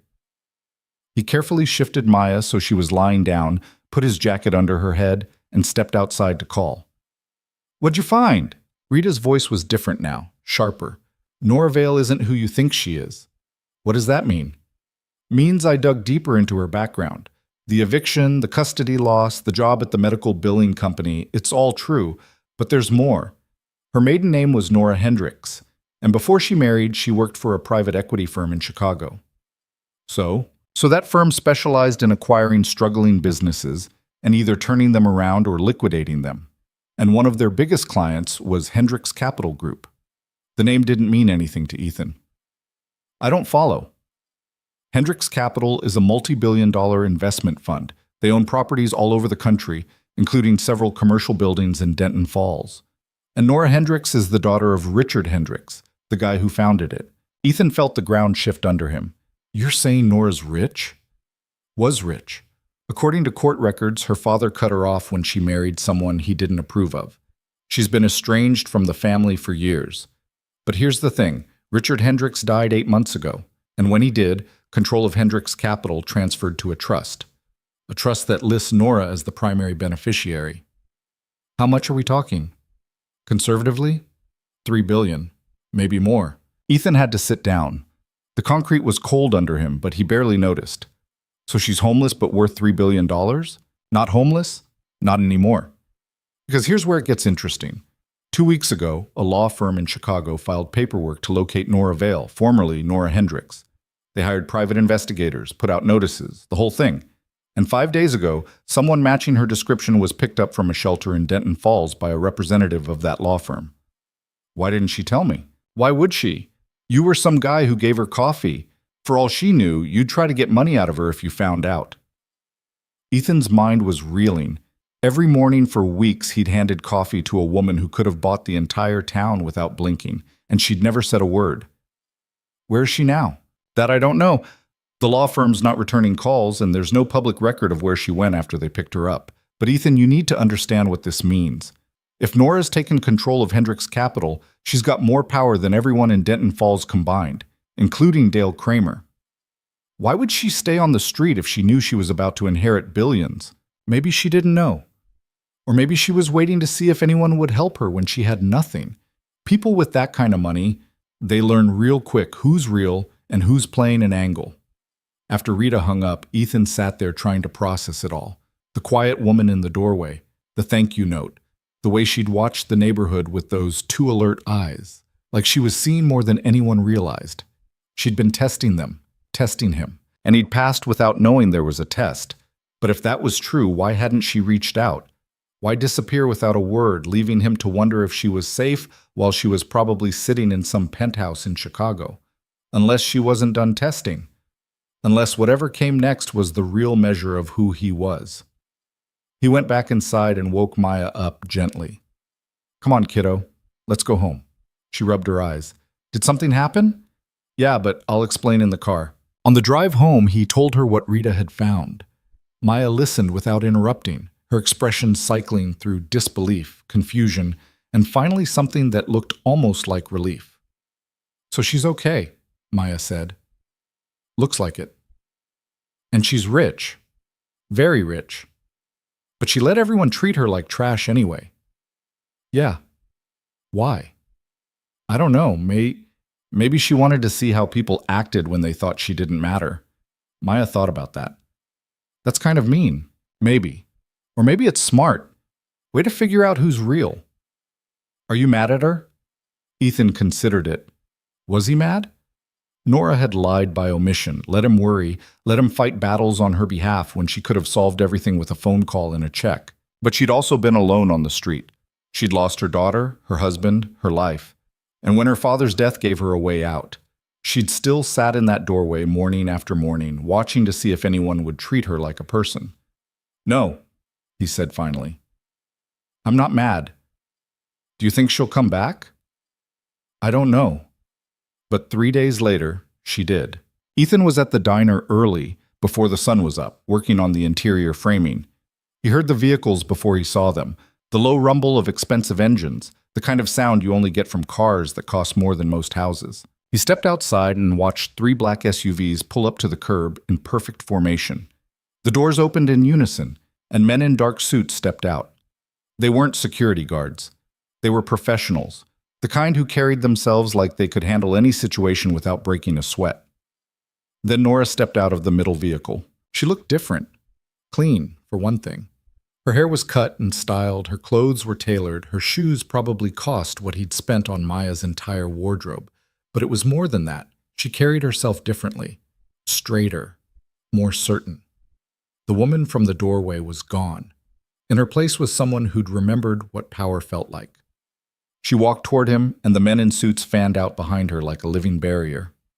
Hello, Ethan. Her voice was the same. That was the only thing that hadn't changed. Nora. He didn't know what else to say. The script for this conversation didn't exist. I'm sorry I left without explaining. You don't owe me an explanation. I think I do. She looked at the diner, at the construction mess visible through the door. Can we talk inside? He let her in. The men in suits stayed outside, forming a perimeter that made the whole street look like a crime scene. Inside, Nora walked slowly around the space, taking in the exposed beams, the new electrical panel, the framing that was starting to give shape to what the diner would eventually become. You've been working hard, she said, trying to. I heard about the lawsuit, the permit issues, Dale Kramer making your life difficult. News travels fast. I've been keeping track. She turned to face him. I know what you did. Standing up to the security guard, the scene on the street, fighting the business association even when it cost you. You were watching. I'm always watching. It's what I do. She walked over to where he was standing. Up close, he could see she was tired. The polish was surface level, covering something deeper that hadn't healed. My father taught me that people show you who they really are when they think nobody important is looking. He was right. Most people failed that test. But not me. Not you. You treated me like a person when you had no reason to, no agenda, no expectations, just basic human decency. That's a low bar. You'd be surprised how many people can't clear it. She pulled an envelope from her jacket. I want to invest in your diner. Why? Because you deserve it. Because this town needs someone like you. And because I owe you. Ethan looked at the envelope but didn't take it. You don't owe me anything. I owe you everything. You were the only person in this entire town who saw me as human. That matters. It was just coffee. It was never just coffee. It was proof that decency still exists. And I need to believe that, Ethan. I need to believe that not everyone is plain an angle, that kindness doesn't always come with a price tag. She held out the envelope. This is a contract, partnership agreement. I provide the capital, you run the diner. 50-50 split on everything. No strings, no hidden clauses. Just a fair deal between two people who both want to build something good. Ethan took the envelope but didn't open it. How much capital are we talking about? Whatever you need. Enough to finish the renovations, cover the legal fees, keep things running until you're profitable. And enough to make Dale Kramer understand he picked the wrong fight. I don't want revenge money. It's not revenge. It's investment. I've looked at your plans. They're solid. This diner could work. But not if you're spending all your energy fighting bureaucrats and watching your back. What if I say no? Nora smiled, and for a second he saw a flash of the woman from the doorway. Then I'll respect your choice and leave you alone. But Ethan, you've been fighting this battle by yourself for months. Let someone help for once. He thought about Maya in the empty diner, crying because the world was cruel, about the lawsuit and the sabotage and the endless grinding war of attrition, about the fact that he'd started this to prove something, that money didn't have to corrupt, that normal life was possible, that he could raise his daughter around real people. But real people included Nora, and Nora was offering him a way to win without compromising who he was. I need to think about it, he said. Take all the time you need. But Ethan, those men outside, they're not just security. They're lawyers, investigators, people who know how to make problems disappear. Dale Kramer's been running this town through intimidation and connections. That ends today, whether you partner with me or not. What are you going to do? Show him what happens when you try to bully someone who can actually fight back. She walked to the door, then paused. For what it's worth, the coffee meant more to me than you'll ever know. It reminded me that I was still a person worth seeing. Thank you for that. Then she was gone, climbing back into the SUV and disappearing down the street with her convoy of protection and power. Ethan stood in the empty diner holding an envelope that might contain the solution to all his problems, and all he could think was that nothing about this felt right. Not because Nora was wrong, but because taking her money felt like admitting he couldn't do it alone. And he'd spent so long trying to prove he could. He opened the envelope. Inside was a partnership contract exactly as she'd described. 50-50 split, no hidden clauses, clean terms that any lawyer would approve, and attached to it, a personal check for $200,000 with a note. To get you started. More available when needed. He folded it back up and put it in his pocket. Then he called Marcus. I need you to look at a contract. What kind of contract? The kind that might solve all my problems or create a whole new set. Sounds about right for your life. Bring it by. Before Ethan could leave, Dale Kramer appeared in the doorway. He looked shaken, his usual smug confidence replaced by something close to panic. We need to talk, Dale said. I don't think we do. Please, just 5 minutes. Ethan crossed his arms. Clock's ticking. Dale stepped inside and closed the door behind him like he was afraid of being overheard. That woman you were helping. I didn't know who she was. Neither did I. She owns half the commercial properties in this town. My store, the coffee shop, the office building where the business association meets. She owns all of it through her family's investment fund.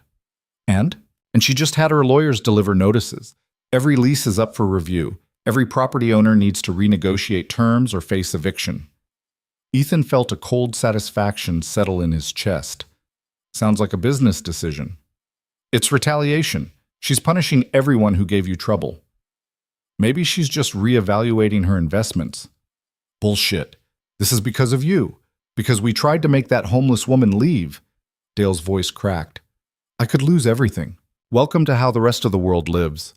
Please, I'm asking you to talk to her. Tell her I'm sorry. Tell her I'll do whatever she wants. Why would I do that? Because you're a good person. Because you don't want to see people lose their livelihoods over a misunderstanding. It wasn't a misunderstanding, Dale.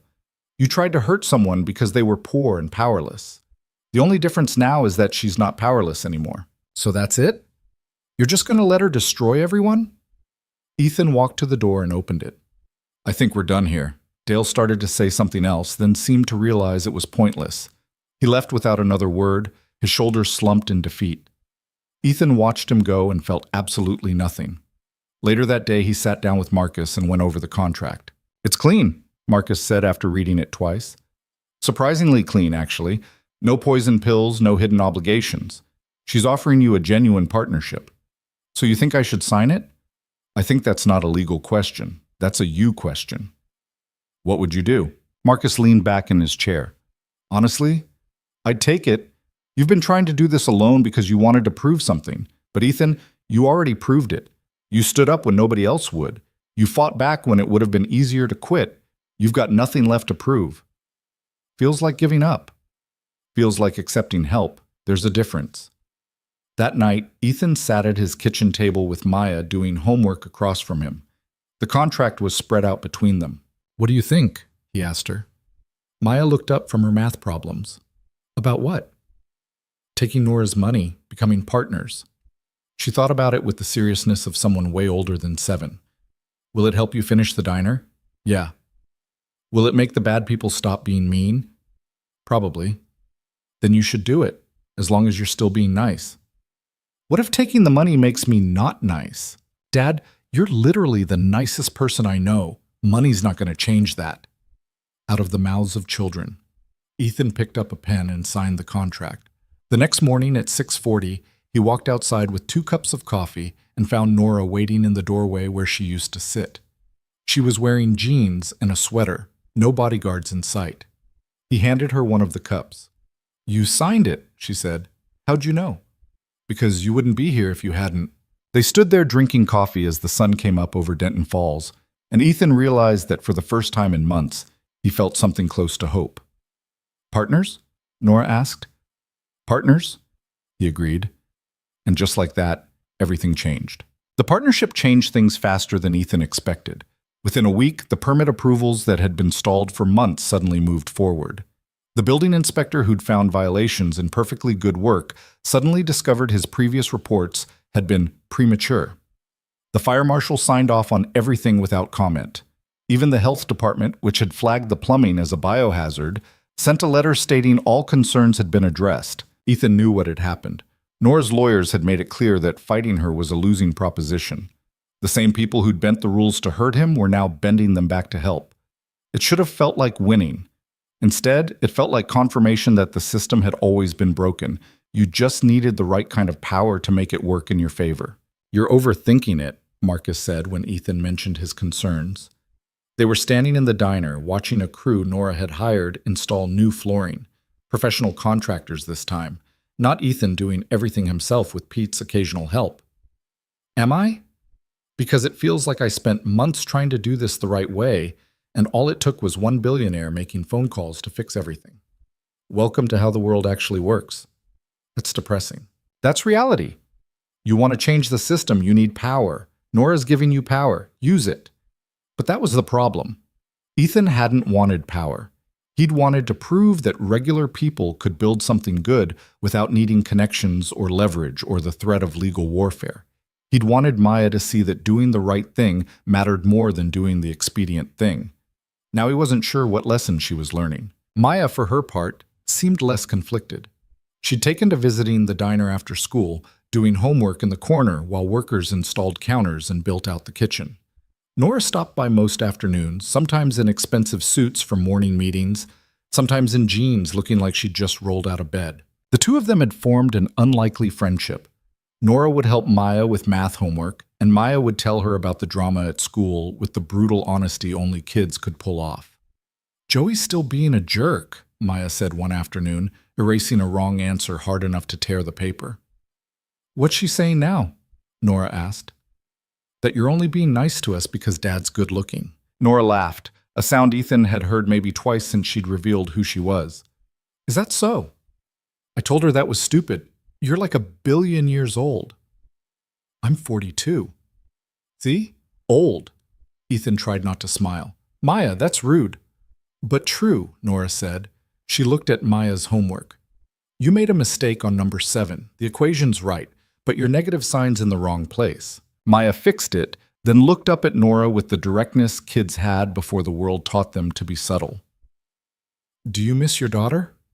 The question hung in the air like something physical. Ethan started to intervene. That was too personal, too raw, but Nora held up a hand. "Every day," she said quietly. "Do you know where she is?" "Yes. She was adopted by a family in Minnesota. Good people, from what I can tell. She's 10 now." "Have you seen her?" "No. The adoption was closed. Legally, I gave up my rights when I signed the papers."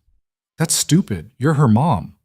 "Biology doesn't make you a parent. Taking care of someone does. And I couldn't take care of her, not then." "What about now? You have money now. You could get her back."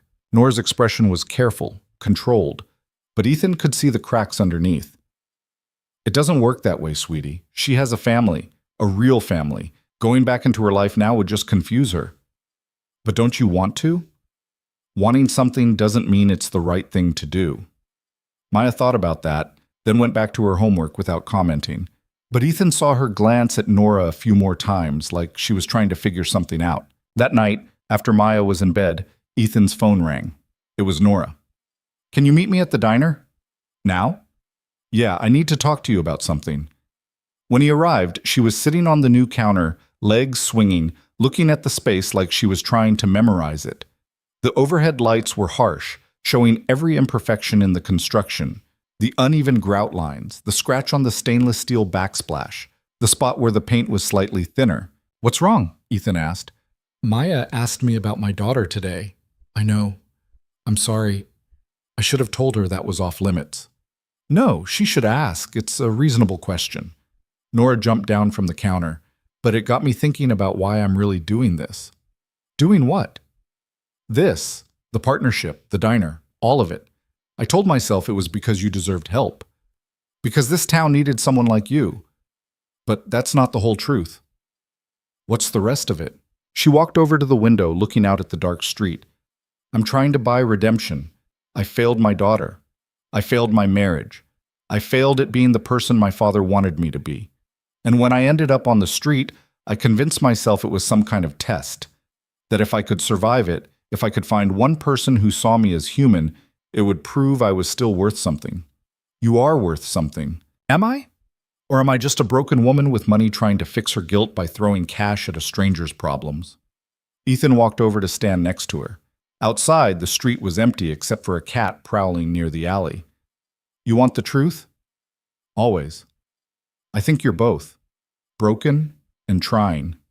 Guilty and generous. Nobody's one thing, Nora. We're all just doing the best we can with what we've got. That's disappointingly philosophical for this time of night. Yeah, well, you called me out here. This is what you get. She smiled a little. Maya asked if I was going to try to get my daughter back. What'd you tell her?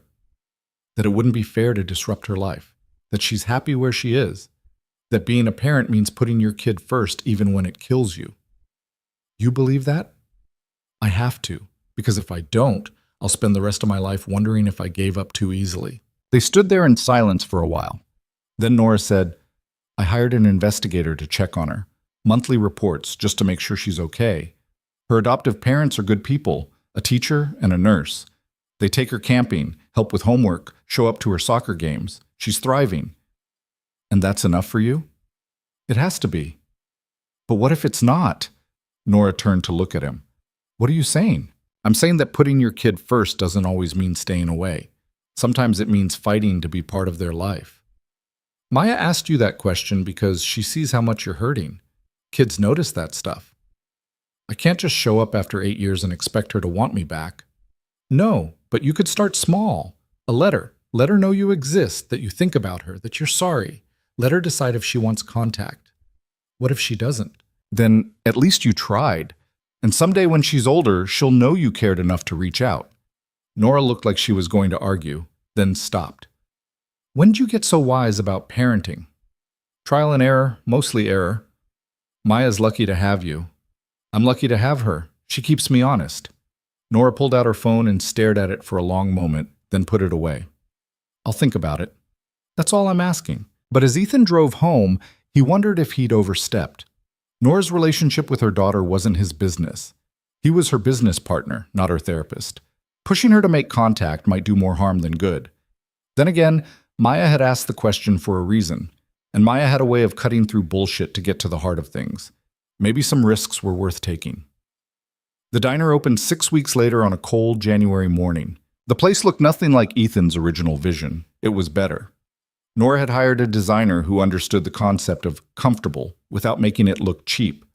The booths were real leather, worn enough to feel lived in. The counter had the right amount of shine. The kitchen was professional grade but visible from the dining room, so customers could watch their food being made. It looked like a place people would want to come back to. The opening had been advertised in the local paper and on social media. Ethan had expected maybe 20 people to show up. Instead, there was a line out the door by 7 in the morning. Some came out of curiosity. Some came because they'd heard the story. Billionaire opens diner, partners with formerly homeless woman, takes on the business association, and wins. Some came because the food was supposed to be good and the prices were fair. Dale Kramer didn't come. Neither did most of the business association members. But their absence was noticeable in a way that felt like victory. Ethan worked the counter while Nora handled the register. Maya was supposed to be at school, but she'd convinced them to let her skip for the opening. She sat at the end of the counter, greeting customers and telling anyone who'd listen that she'd helped pick out the paint colors. By noon, they'd served 200 people. By closing at 9, they'd gone through 3 times the food Ethan had ordered. The kitchen crew was exhausted, the servers were running on fumes, and the register had more money than Ethan had seen in one place in months. After the last customer left, Nora locked the door and leaned against it. "We did it," she said. "We did. I mean, actually did it. This place works." Ethan looked around at the dirty plates waiting to be bussed, the crumbs on the floor, the coffee stains on the counter. It was a mess. It was perfect. "Yeah," he said. "It does." Maya was asleep in a booth, her head on her backpack, completely wiped out. Ethan picked her up, and she barely stirred, just mumbled something about needing more napkins, and went back to sleep. Nora walked them out to the truck. The street was quiet now, the neighborhood settling in for the night. "Thank you," Ethan said. "For what?" "For this. For believing in it. For being stubborn enough to test an entire town just to find one person who'd treat you decent. You made it easy." "I really didn't. I was just trying not to be an asshole." "That's rarer than you think." He settled Maya in the passenger seat and buckled her in. When he turned back, Nora was holding an envelope. "What's this?" "Profit share from today. 50-50, like we agreed." Ethan looked at the envelope but didn't take it. "We just opened. Let's make sure we're actually profitable before we start dividing money." "Ethan, I'm serious. Keep it. Reinvest it. Whatever you want. But I don't need it right now." "You're supposed to be a partner, not a charity case." "I'm a partner who's got enough to live on. You're a partner who just got control of a multi-billion-dollar trust. I think we can afford to have different definitions of what we need." Nora put the envelope back in her pocket. "You're stubborn. Learned from the best." She smiled, and it reached her eyes this time. "Get your daughter home. We've got an early morning tomorrow." "More of this?" "More of this. Every day."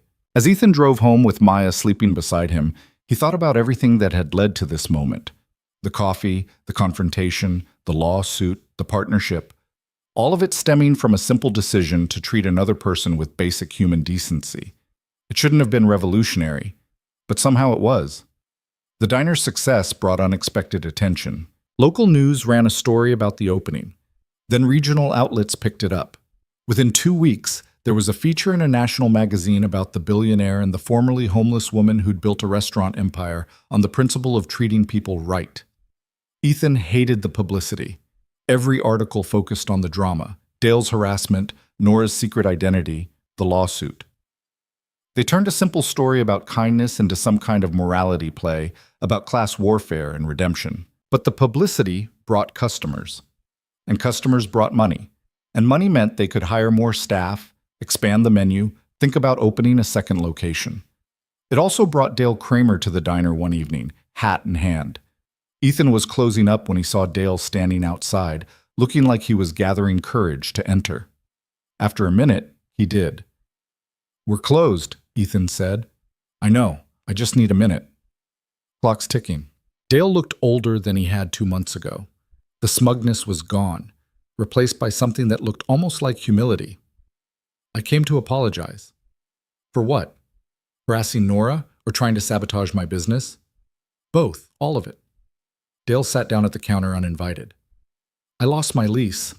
Nora's company didn't renew it. The sporting goods store is closing next month." "And you want me to talk to her?" "No, I mean, yes, but that's not why I'm here." He rubbed his face. "I'm here because I was wrong. About everything. About you, about that woman, about what this neighborhood needed. I thought I was protecting something valuable, but really, I was just protecting my own position." "You were protecting your ego." "Yeah, that too." Dale looked at him. "For what it's worth, I'm sorry. I don't expect forgiveness. I just wanted you to know." Ethan leaned against the counter. Part of him wanted to tell Dale to get out, that his apology was too little too late. But another part remembered what he'd told Maya, that being better meant not becoming the thing you were fighting against. "I'll talk to Nora," he said. "No promises, but I'll ask if she'd consider extending your lease." "Why would you do that?" "Because holding grudges is exhausting, and because I want Maya to see that people can change." "I don't deserve this." "Probably not, but that's not really the point." Dale stood up, started to offer his hand, then thought better of it. "Thank you. After he left, Ethan called Nora. Dale came by. I heard. Security texted me. You have security watching the diner? Of course I do. You think I'm going to let anything happen to our investment? Dale apologized. Good for him. He wants his lease renewed. Silence on the other end. Then, what do you think I should do? I think you should decide what kind of person you want to be. The one who punishes people forever, or the one who gives them a chance to do better. Those aren't mutually exclusive. No. But one feels better than the other. More silence. Then Nora sighed. I'll have my lawyers draw up a new lease. Market rate, no special treatment. If he can't afford it, that's on him. Fair enough. Ethan? Yeah? You're too nice. Someone's going to take advantage of that someday. Maybe. But I'd rather be taken advantage of than turn into someone who can't forgive. After hanging up, Ethan finished closing and headed home. The house was quiet when he got there, Maya already asleep. He checked on her, pulled her blanket up, and stood in her doorway watching her breathe. She looked peaceful. Younger than she seemed during the day when she was busy being tough and cynical and protective of her father. He wanted to keep her that way, protected, safe, sheltered from the worst of what people could be. But he also wanted her to understand that the world was complicated, that people could be cruel and kind, that forgiveness was hard but worthwhile, that doing the right thing didn't always mean winning. The next morning, Nora showed up at the house before Ethan left for the diner. I did it, she said without preamble. Did what? Wrote the letter to my daughter. She held up an envelope. I've been carrying it around for 2 days trying to decide if I should mail it. What's stopping you? Terror. What if she doesn't want to hear from me? What if her parents think I'm trying to disrupt their family? What if I'm being selfish? What if you're being brave? Nora looked at the envelope. Maya said something yesterday. She asked if I thought my daughter ever wondered about me. And I realized I've been so focused on not hurting her that I never considered she might have questions too. That knowing I thought about her might matter. So send it. What if it's a mistake? Then it's a mistake you can live with. Better than the mistake of never trying. Nora stared at the envelope for another long moment, then pulled out her phone and took a picture of it. Proof that I actually wrote it, so I can't chicken out later. You want me to mail it for you? Would you? Ethan took the envelope. The address was in Minnesota, written in Nora's careful handwriting. I'll drop it off at the post office this morning. Thank you. She looked relieved and terrified in equal measure. I don't know what I'm expecting. She's 10. She might not even read it. She'll read it, and even if she doesn't respond, she'll know. That's what matters. After Nora left, Ethan looked at the envelope. Inside was a letter from a mother to a daughter, 8 years of regret and hope compressed into whatever words Nora had managed to put on paper. He hoped it was enough. At the post office, he stood at the mailbox for a solid minute before dropping it in. The envelope disappeared into the slot with a soft thud, gone into the system that would carry it across the country to a girl who might not even remember the woman who'd given birth to her. But at least Nora had tried. At least she'd reached out. The rest was up to fate, or chance, or whatever force decided how these things turned out. The diner hit its rhythm over the next month. They found their regulars, the construction crew that came in every morning at 6, the retired couple who split a slice of pie every afternoon, the high school kids who camped out in the corner booth doing homework and nursing sodas for hours. Ethan learned their names, their orders, the small details that made them feel seen. It was what his father had done in his diners, what Ethan had always imagined doing when he started this project. It felt right. Maya had stopped getting in fights at school. Joey still gave her grief, but Maya had learned to ignore it. Or maybe she'd just realized that having a successful diner made her less of a target than being the weird kid whose dad tried to help homeless people. Either way, things were better. Nora still came by most days, though less frequently as she got pulled into managing her father's company. She was based in Chicago now, but she kept an apartment in Denton Falls and made the drive whenever she could. How's it feel being a billionaire businesswoman? Ethan asked one afternoon while they were reviewing the books. Exhausting, boring, necessary. She closed the ledger. I'm trying to change how the company operates, make it less about maximizing profit and more about sustainable investment. My father's old partners think I'm insane. Are you? Probably, but I've got controlling interests, so they can't stop me. Must be nice having that kind of power. It's terrifying. Every decision affects hundreds of people. If I screw up, they lose jobs, homes, livelihoods. She looked around the diner. This is easier. I make a bad call here, we lose money, nobody's life falls apart. Just ours. Just ours. And honestly, that feels manageable. 2 weeks later, Nora got a response. She called Ethan from Chicago, her voice shaking. She wrote back, "Your daughter?" Her adoptive mother, actually, said they'd been wondering if I'd ever reach out. Said Emma, that's her name, Emma, had asked about me last year, wanted to know if I thought about her. What'd they tell her? That they didn't know. That adoption meant she had a family who loved her, but it didn't erase where she came from. Nora's voice cracked. They want to set up a video call. Let Emma meet me, see if she's interested in contact. That's good, right? It's terrifying. What if she hates me? What if she asks why I gave her up and I don't have a good answer? You have an answer. You were in a bad place and you did what you thought was best for her. That sounds like a cop-out. It sounds like the truth. The video call was scheduled for the following Saturday. Nora asked Ethan and Maya to be there with her for moral support. They met at Nora's apartment in Denton Falls. She'd set up her laptop on the kitchen table, tested the camera 3 times, changed her shirt twice, and was visibly shaking when the call connected. A woman appeared on screen first. Mid-30s, kind face, wearing a Minnesota Twins sweatshirt. Nora? Yes. Hi. Thank you for doing this. Of course, Emma's been really excited. The woman glanced off camera. Are you ready, sweetie? A girl appeared on screen. 10 years old, dark hair like Nora's, same pale green eyes. She looked nervous but curious. Hi, Emma said quietly. Hi. Nora's voice was barely a whisper. I'm Nora, your birth mother. I know, Mom told me. Emma glanced at her adoptive mother, who gave her an encouraging nod. Why did you give me away? The question hung there, direct and painful. Ethan saw Nora flinch. Because I couldn't take care of you, Nora said. Your father had just died, I had no money, no home, no way to give you what you needed, and I loved you enough to know that wasn't fair to you. Do you still love me? Every single day. Then why didn't you find me sooner? Because I thought you were better off without me. I thought that showing up in your life would only confuse you, hurt you. I was wrong about that. Emma thought about this. Mom says you're really rich now. I am. Are you going to try to take me back? The fear in Emma's voice was obvious. Nora shook her head quickly. No, never. You have a family who loves you. I would never try to take that away. Then why are you here? Nora looked at Maya, who was sitting next to her. Maya gave her a small nod. Because I wanted you to know that you were wanted, Nora said. That even though I couldn't keep you, you were never forgotten. That somewhere in the world you have a birth mother who thinks about you and hopes you're happy. Emma was quiet for a long moment. Then she said, Are we going to talk again? Do you want to? Maybe. I don't know yet. That's okay. You can take all the time you need. If you want to talk again, your mom has my number. If you don't, that's okay too. What if I want to meet you in person?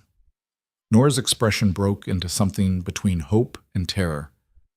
Then I would love that. Whenever you're ready. They talked for another 20 minutes. Small talk about school, Emma's soccer team, the weather in Minnesota versus Illinois. It was awkward and stilted and beautiful. When the call ended, Nora sat staring at the blank screen. You did good, Ethan said.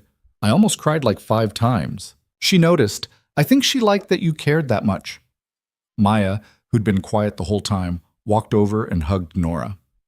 She seems nice. Yeah, she does. Do you think she'll want to see you again? I don't know, but at least now she knows I exist. That's something. It was more than something. It was the beginning of something that might, with time and patience and a lot of awkward conversations, turn into a relationship, not the mother-daughter bond Nora had lost. But maybe something new. Something built on honesty instead of biology, on choice instead of obligation. As they left Nora's apartment, Maya looked up at Ethan. Dad? Yeah? I'm glad you gave her that coffee. Me too, kiddo. Do you think things happen for a reason? I think we make reasons out of the things that happen. But yeah, sometimes it feels like there's a plan. Then maybe the plan was for Nora to find us, so she could be brave enough to find Emma. Ethan pulled his daughter close as they walked to the truck. Maybe you're right.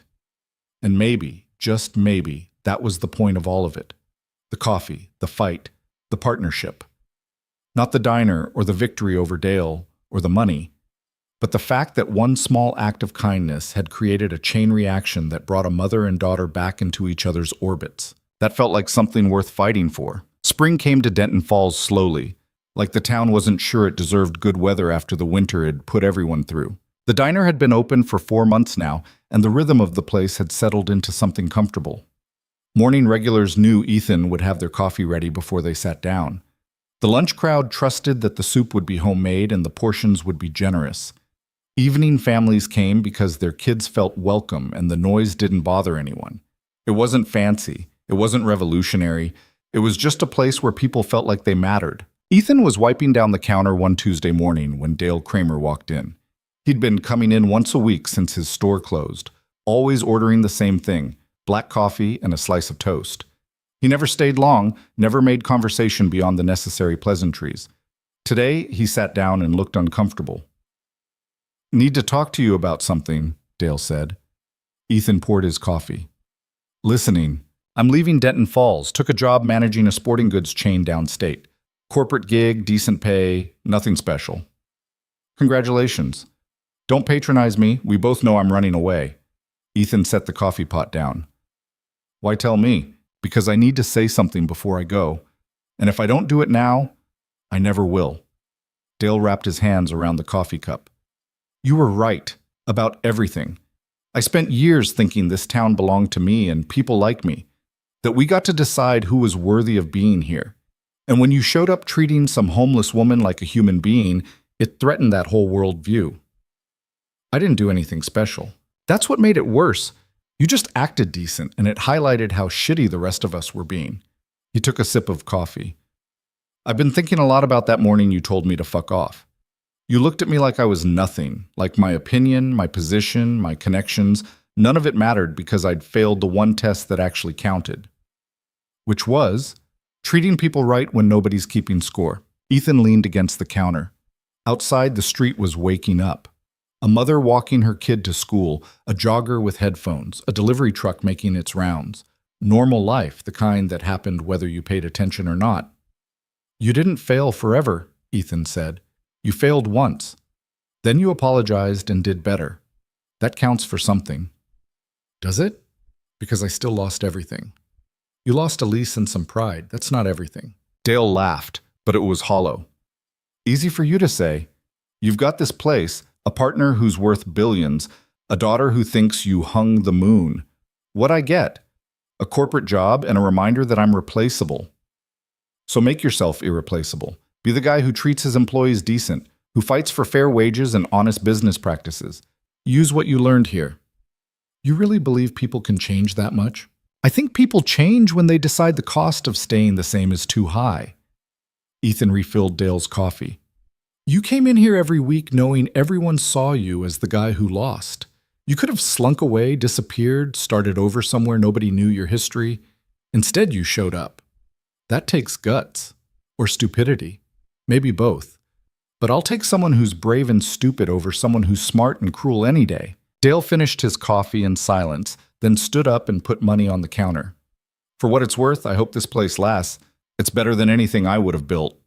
He left without looking back, and Ethan watched him go with the strange satisfaction of knowing that some battles didn't need winners and losers, just people figuring out how to live with what they'd done. Nora called that afternoon while Ethan was prepping for the dinner rush. "Emma wants to visit." He nearly dropped the knife he was holding. "Visit here?" "Her parents are okay with it. They're planning a trip through Chicago in June, thought they'd swing by Denton Falls for a day. Let Emma see where I've been spending my time." "How do you feel about that?" "Terrified, excited, convinced I'm going to screw it up somehow." A pause. "Will you be there?" "I know that's asking a lot, but I think I need backup in case I freeze up or say something stupid." "Of course. Maya will want to meet her too." "Is that weird having them meet?" "I don't think so. They're both smart kids who've had to deal with complicated family stuff. They'll probably get along fine." Nora was quiet for a moment. "Thank you for everything. I know I say that a lot, but I mean it. None of this happens without you handing me that first cup of coffee."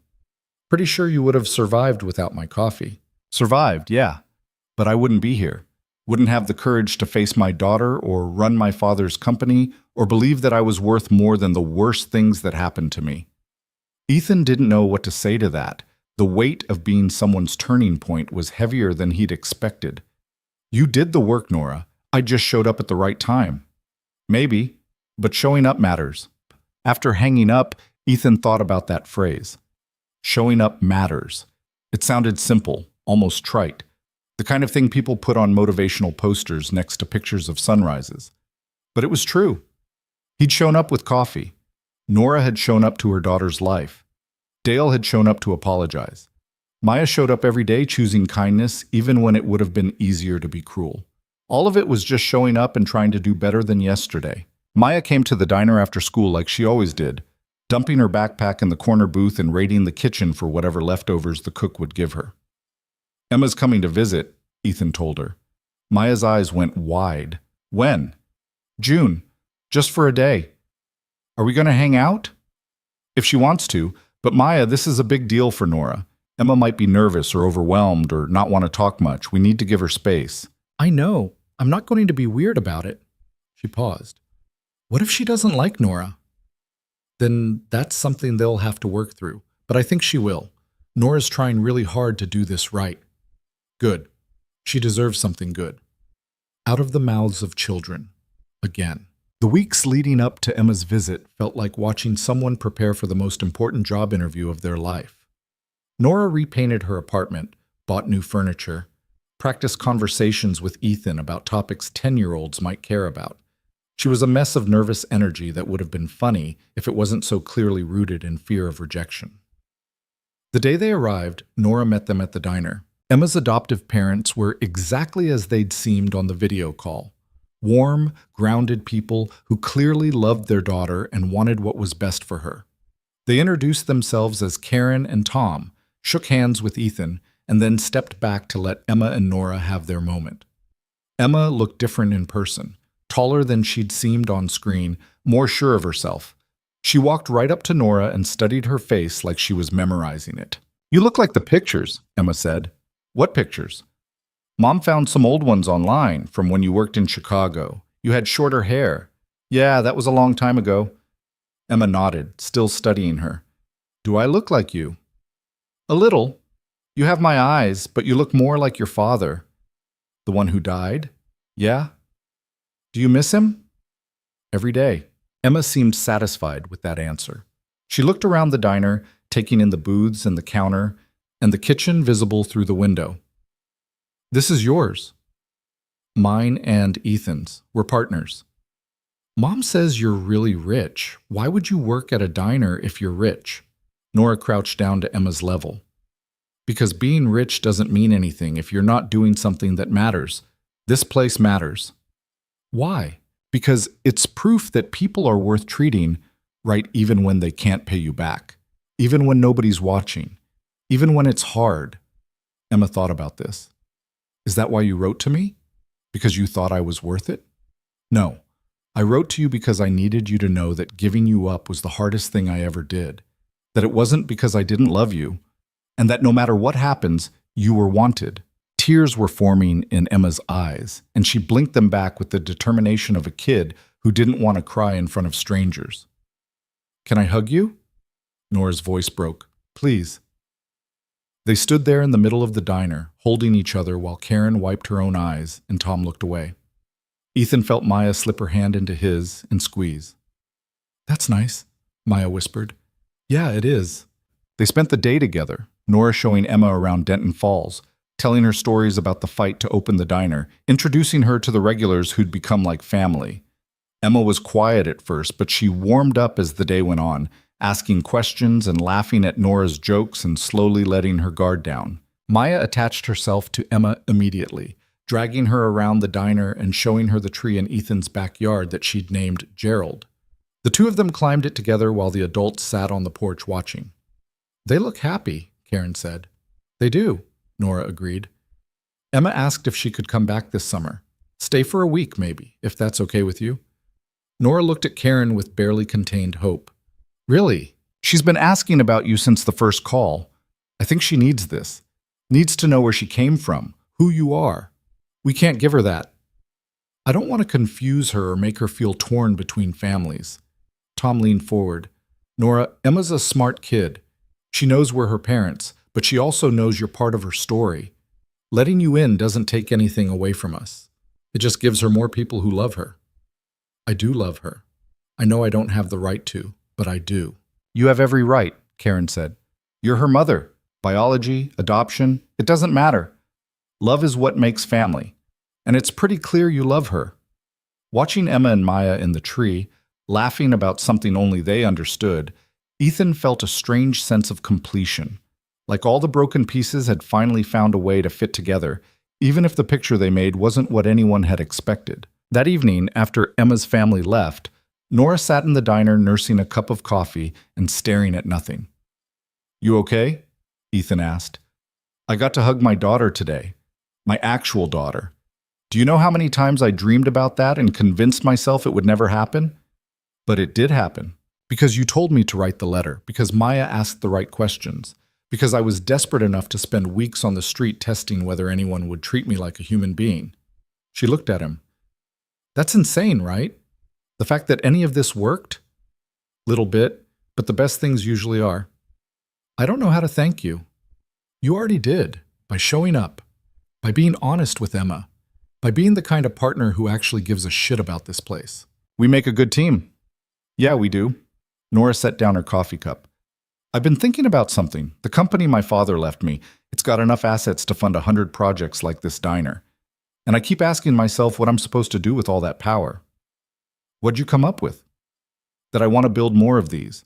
Places where people matter, where someone struggling can walk in and be treated with dignity, where the only thing that counts is showing up and being decent. That's ambitious.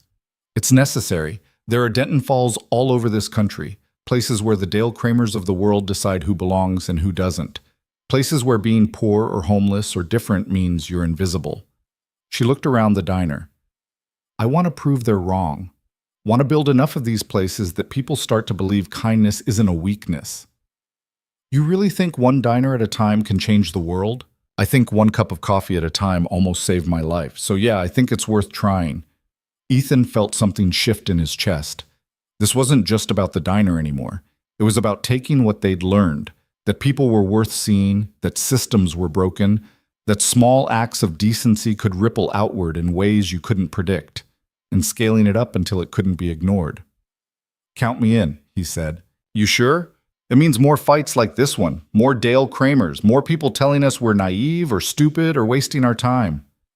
Yeah, well, I've gotten pretty good at telling people to fuck off, Nora laughed. That you have. They shook on it right there in the empty diner, two people who'd started as strangers and become something closer to family. Partners in the truest sense, not because they needed each other, but because they'd chosen each other. The summer brought changes. Emma visited for a week in July, and Maya appointed herself tour guide/best friend. They were inseparable, climbing Gerald, helping at the diner, staging elaborate games in the backyard that involved intricate rules only they understood. Watching them together, Ethan saw Maya bloom in ways she hadn't before. She'd always been mature for her age, but with Emma around, she got to just be a kid. Nora watched it all with the careful attention of someone who didn't quite trust that good things wouldn't disappear. But as the week went on, she relaxed. Let herself believe that maybe this was real, that maybe Emma wanting to know her wasn't a fluke. On Emma's last night, the four of them sat on Ethan's porch eating ice cream and watching fireflies. Can I come back for Christmas? Emma asked. Nora looked at Karen and Tom, who nodded. If your parents are okay with it, I'd love that. And Maya can come visit us too, right? She's never seen real snow. Maya's eyes lit up. Can I, Dad? We'll figure something out. Emma leaned against Nora's shoulder, comfortable in a way that would have seemed impossible 6 months ago. I'm glad you wrote to me. Me too, sweetheart. Do you think things happen for a reason? It was the same question Maya had asked months earlier. Ethan waited to hear how Nora would answer. I think we make meaning out of what happens to us, Nora said carefully. Bad things happened to me. Losing your father, losing you, ending up on the street. I could have let that destroy me. But instead, I used it to figure out what really mattered. And that led me here. To Dad and Maya? To your dad and Maya. To this diner. To you, eventually. So maybe things don't happen for a reason, but we can find reasons in the things that happen. Emma nodded like that made sense. I'm glad the bad stuff happened then, if it brought you here. That's very wise. I know, Mom says I'm wise beyond my years. Nora kissed the top of her daughter's head, and Ethan saw her blink back tears. Later, after everyone had gone to bed, Ethan sat alone on the porch with the remains of melted ice cream and thought about the path that had brought them all here. He'd moved to Denton Falls wanting to prove that money didn't have to change you, that he could raise Maya around real people living real lives. He'd found that, but he'd also found something else. Proof that the smallest gestures could matter in ways you couldn't predict. That seeing someone, really seeing them, was an act of defiance against a world that wanted to sort people into categories of worthy and unworthy. He'd given Nora coffee. She'd given him purpose. Together they'd built something that mattered. It wasn't perfect. The diner still had slow days and difficult customers. Maya still dealt with jerks at school. Nora still had nights where the weight of her father's company and the years she'd lost with Emma felt crushing. But they showed up anyway, every day, trying to do better than yesterday. By fall, they'd started planning the second location. A diner in a struggling neighborhood 2 hours south. Same concept, same values. Nora found the building, Ethan designed the space, and they hired a manager who understood that the point wasn't just serving food, it was creating a place where people mattered. The Denton Falls Diner had become a fixture in the community. Even the people who'd opposed it initially had come around, grudgingly admitting that maybe it wasn't so bad having a place that welcomed everyone. Officer Ramirez stopped by one morning with his daughter. "Heard you're opening another one," he said. "News travels. You know what you're doing is changing things, right? Not just here, but the whole way people think about what community means." "We're just running a diner." "You're doing a lot more than that. You're proving that treating people right isn't charity or naivety. It's just good business." After he left, Ethan thought about that. Good business. Maybe that was the key, not framing decency as altruism, but as the baseline for how society should function. You didn't get points for treating people like humans. That was just the minimum requirement. Everything else was details. Maya turned 8 that November. They threw her a party at the diner, invited her whole class, including Joey. Nora brought Emma down for the weekend as a surprise, and the look on Maya's face when she walked in was worth every difficult moment of the past year. Joey's mother came too, looking uncomfortable but determined. She pulled Ethan aside while the kids were destroying a piñata. "I owe you an apology," she said. "For what?" "For being part of the problem. For talking shit about you and that homeless woman. For teaching my daughter that being different was something to mock. Joey seems better now. Because you didn't hold grudges. You let her come to this party even after all the crap she put Maya through. That taught her more about decency than anything I ever said." Ethan watched the kids running around, hopped up on sugar and chaos. "Kids learn by watching. We show them how to treat people, and they copy it. Good or bad." "Then I'm glad Maya had you to watch. And I'm sorry she had Joey watching me. It wasn't a grand reconciliation. It was just an acknowledgement that people could do better when they realized the cost of doing worse. Small progress, but progress nonetheless." That night, after everyone had gone home and the diner was quiet, Ethan sat with Nora and Maya eating leftover birthday cake. "Best birthday ever," Maya said through a mouthful of frosting. "Better than the year we went to Disney?" Ethan asked. "Way better. Emma was here," Nora smiled. "She told me to tell you happy birthday again, and that she's already planning your next one." "Is she coming for Christmas?" "That's the plan." Maya grinned, then looked at her father. "Dad?" "Yeah? I'm glad we came here, even though it was hard sometimes." "Me too, kiddo. Do you think Mom would be proud of us?" The question caught him off guard. They didn't talk about Maya's mother much. She'd left and never looked back, sent money but no calls, existed as a ghost in their lives. "I don't know," Ethan said honestly, "but I'm proud of us. That's enough." "Yeah, it is." Winter settled over Denton Falls with the quiet certainty of a season that knew its place. The diner stayed busy through the cold months, becoming the kind of place people went not just for food, but for warmth. The coffee was always hot, the conversation always welcome, the doors always open. Nora split her time between Chicago and Denton Falls, managing her father's company while building the infrastructure for more diners. She'd hired people who understood the mission, not maximizing profit, but maximizing impact. It was a harder sell to investors, but she had enough power that their objections didn't matter. Emma came for Christmas like she'd promised, and for 2 weeks the house was chaos and laughter, and the particular joy that came from family that had chosen to be family. Nora rented the apartment above the diner permanently, turning it into a space where Emma could visit whenever she wanted. On Christmas morning, they all gathered at Ethan's house. The tree was slightly crooked, the decorations a mix of expensive and handmade, the presents wrapped in newspaper because someone had forgotten to buy wrapping paper. It was perfect. Emma gave Nora a bracelet she'd made herself, beads spelling out Mom Number 2 in alternating colors. "So you don't forget," Emma said.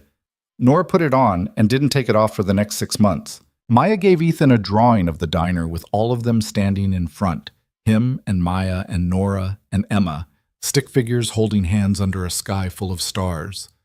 "For the office," Maya said. "So you remember why we did this?" Ethan hung it on the wall where he'd see it every day. They spent the afternoon at the diner serving free meals to anyone who walked in. It was Nora's idea, Christmas dinner for the community, no questions asked, no payment required. Just food and warmth and the reminder that everyone deserved a place to belong. The crowd was bigger than they'd expected. Families who couldn't afford a big meal. People who had nowhere else to go. The regulars who'd become friends. Even a few faces Ethan didn't recognize. People who'd heard about the free dinner and showed up hoping it was real. It was real. By the time they closed that night, they'd served over 200 people. The kitchen was destroyed, the servers were exhausted, and Ethan's feet hurt so bad he could barely stand. But watching people leave with full stomachs and grateful smiles, he felt something settle in his chest. This was what it was all for. Not the money, or the recognition, or the vindication of being right. Just this, people mattering. Nora found him sitting on the counter, taking off his shoes. "We should do this every year," she said. "Absolutely. And at every new location we open. You trying to bankrupt us? I'm trying to prove a point. Which is?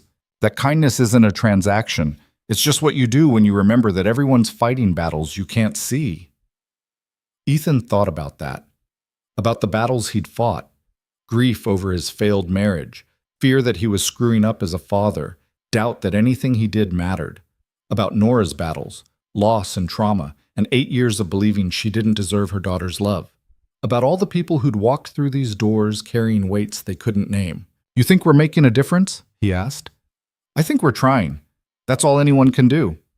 Maya and Emma came running out of the kitchen, covered in dishwater and giggling about something. They crashed into each other, nearly fell, and dissolved into more laughter. "Those two are trouble together," Nora said. "Best kind of trouble." "You think they'll stay friends when they're older and life gets complicated?" "I think they'll try. And trying's enough." As the year turned and winter gave way to spring again, the second diner opened to the same kind of resistance and eventual acceptance as the first. Then a third, then a fourth, each one a small act of defiance against the idea that some people mattered more than others. The Denton Falls location remained the flagship, the place where it all started, where a billionaire and a formerly homeless woman had partnered to prove that basic human decency wasn't naive or wasteful, it was necessary. People still talked about the early days, about the fight with Dale Kramer, about Nora sitting in that doorway, about Ethan refusing to back down even when it cost him. The story had taken on a life of its own, growing with each retelling until it was more myth than memory. But Ethan remembered the truth. The cold mornings with 2 cups of coffee, the fear that he was making things worse, the moment he decided that being right mattered more than being comfortable. He remembered, and he carried it forward. On a Tuesday morning in April, 2 years after that first cup of coffee, Ethan walked out of the diner at 6:40 with 2 cups in hand. Nora was waiting in her usual spot, not the doorway anymore, but a bench they'd installed on the sidewalk, a memorial to the woman she'd been and the journey she'd taken. He handed her one of the cups. "Black," he said. "Always is," she replied. They stood there drinking coffee as the sun came up over Denton Falls. And in that moment, everything they'd built and everything they'd lost and everything they still hoped to become felt manageable. Maya came running out, late for school as usual, her backpack bouncing against her shoulders. "Bye, Dad. Bye, Nora." "Have a good day, sweetheart," Nora called. "Love you, kiddo," Ethan added. Maya waved without looking back, already moving on to whatever the day would bring. Ethan watched her go with the pride and terror that came from raising a kid in a world that was both beautiful and broken. "She's going to be okay," Nora said quietly. "Yeah, she is. Better than okay. She's going to be the kind of person who sees people, who shows up, who makes coffee for strangers and doesn't expect anything in return. We could do worse." They finished their coffee in comfortable silence. Two people who'd found each other in the least likely way and built something neither of them could have imagined. The diner opened for the day. Regulars filed in, greeting Ethan and Nora by name. The cook fired up the grill, the servers prepped their stations. The ordinary machinery of a small business doing its work. But underneath it all was something bigger. A promise that everyone who walked through those doors mattered. That their story was worth hearing, their struggles worth acknowledging, their humanity worth protecting. It wasn't a perfect system. It didn't solve poverty or inequality or all the ways the world failed people. But it was something, a small light in a dark room. A reminder that change started with individuals deciding to do better. One cup of coffee at a time. One conversation at a time. One person at a time. Ethan went back inside, tied on his apron, and got to work. There were orders to take, and food to serve, and people to see. The same work he'd do tomorrow, and the day after that, and every day for as long as this mattered.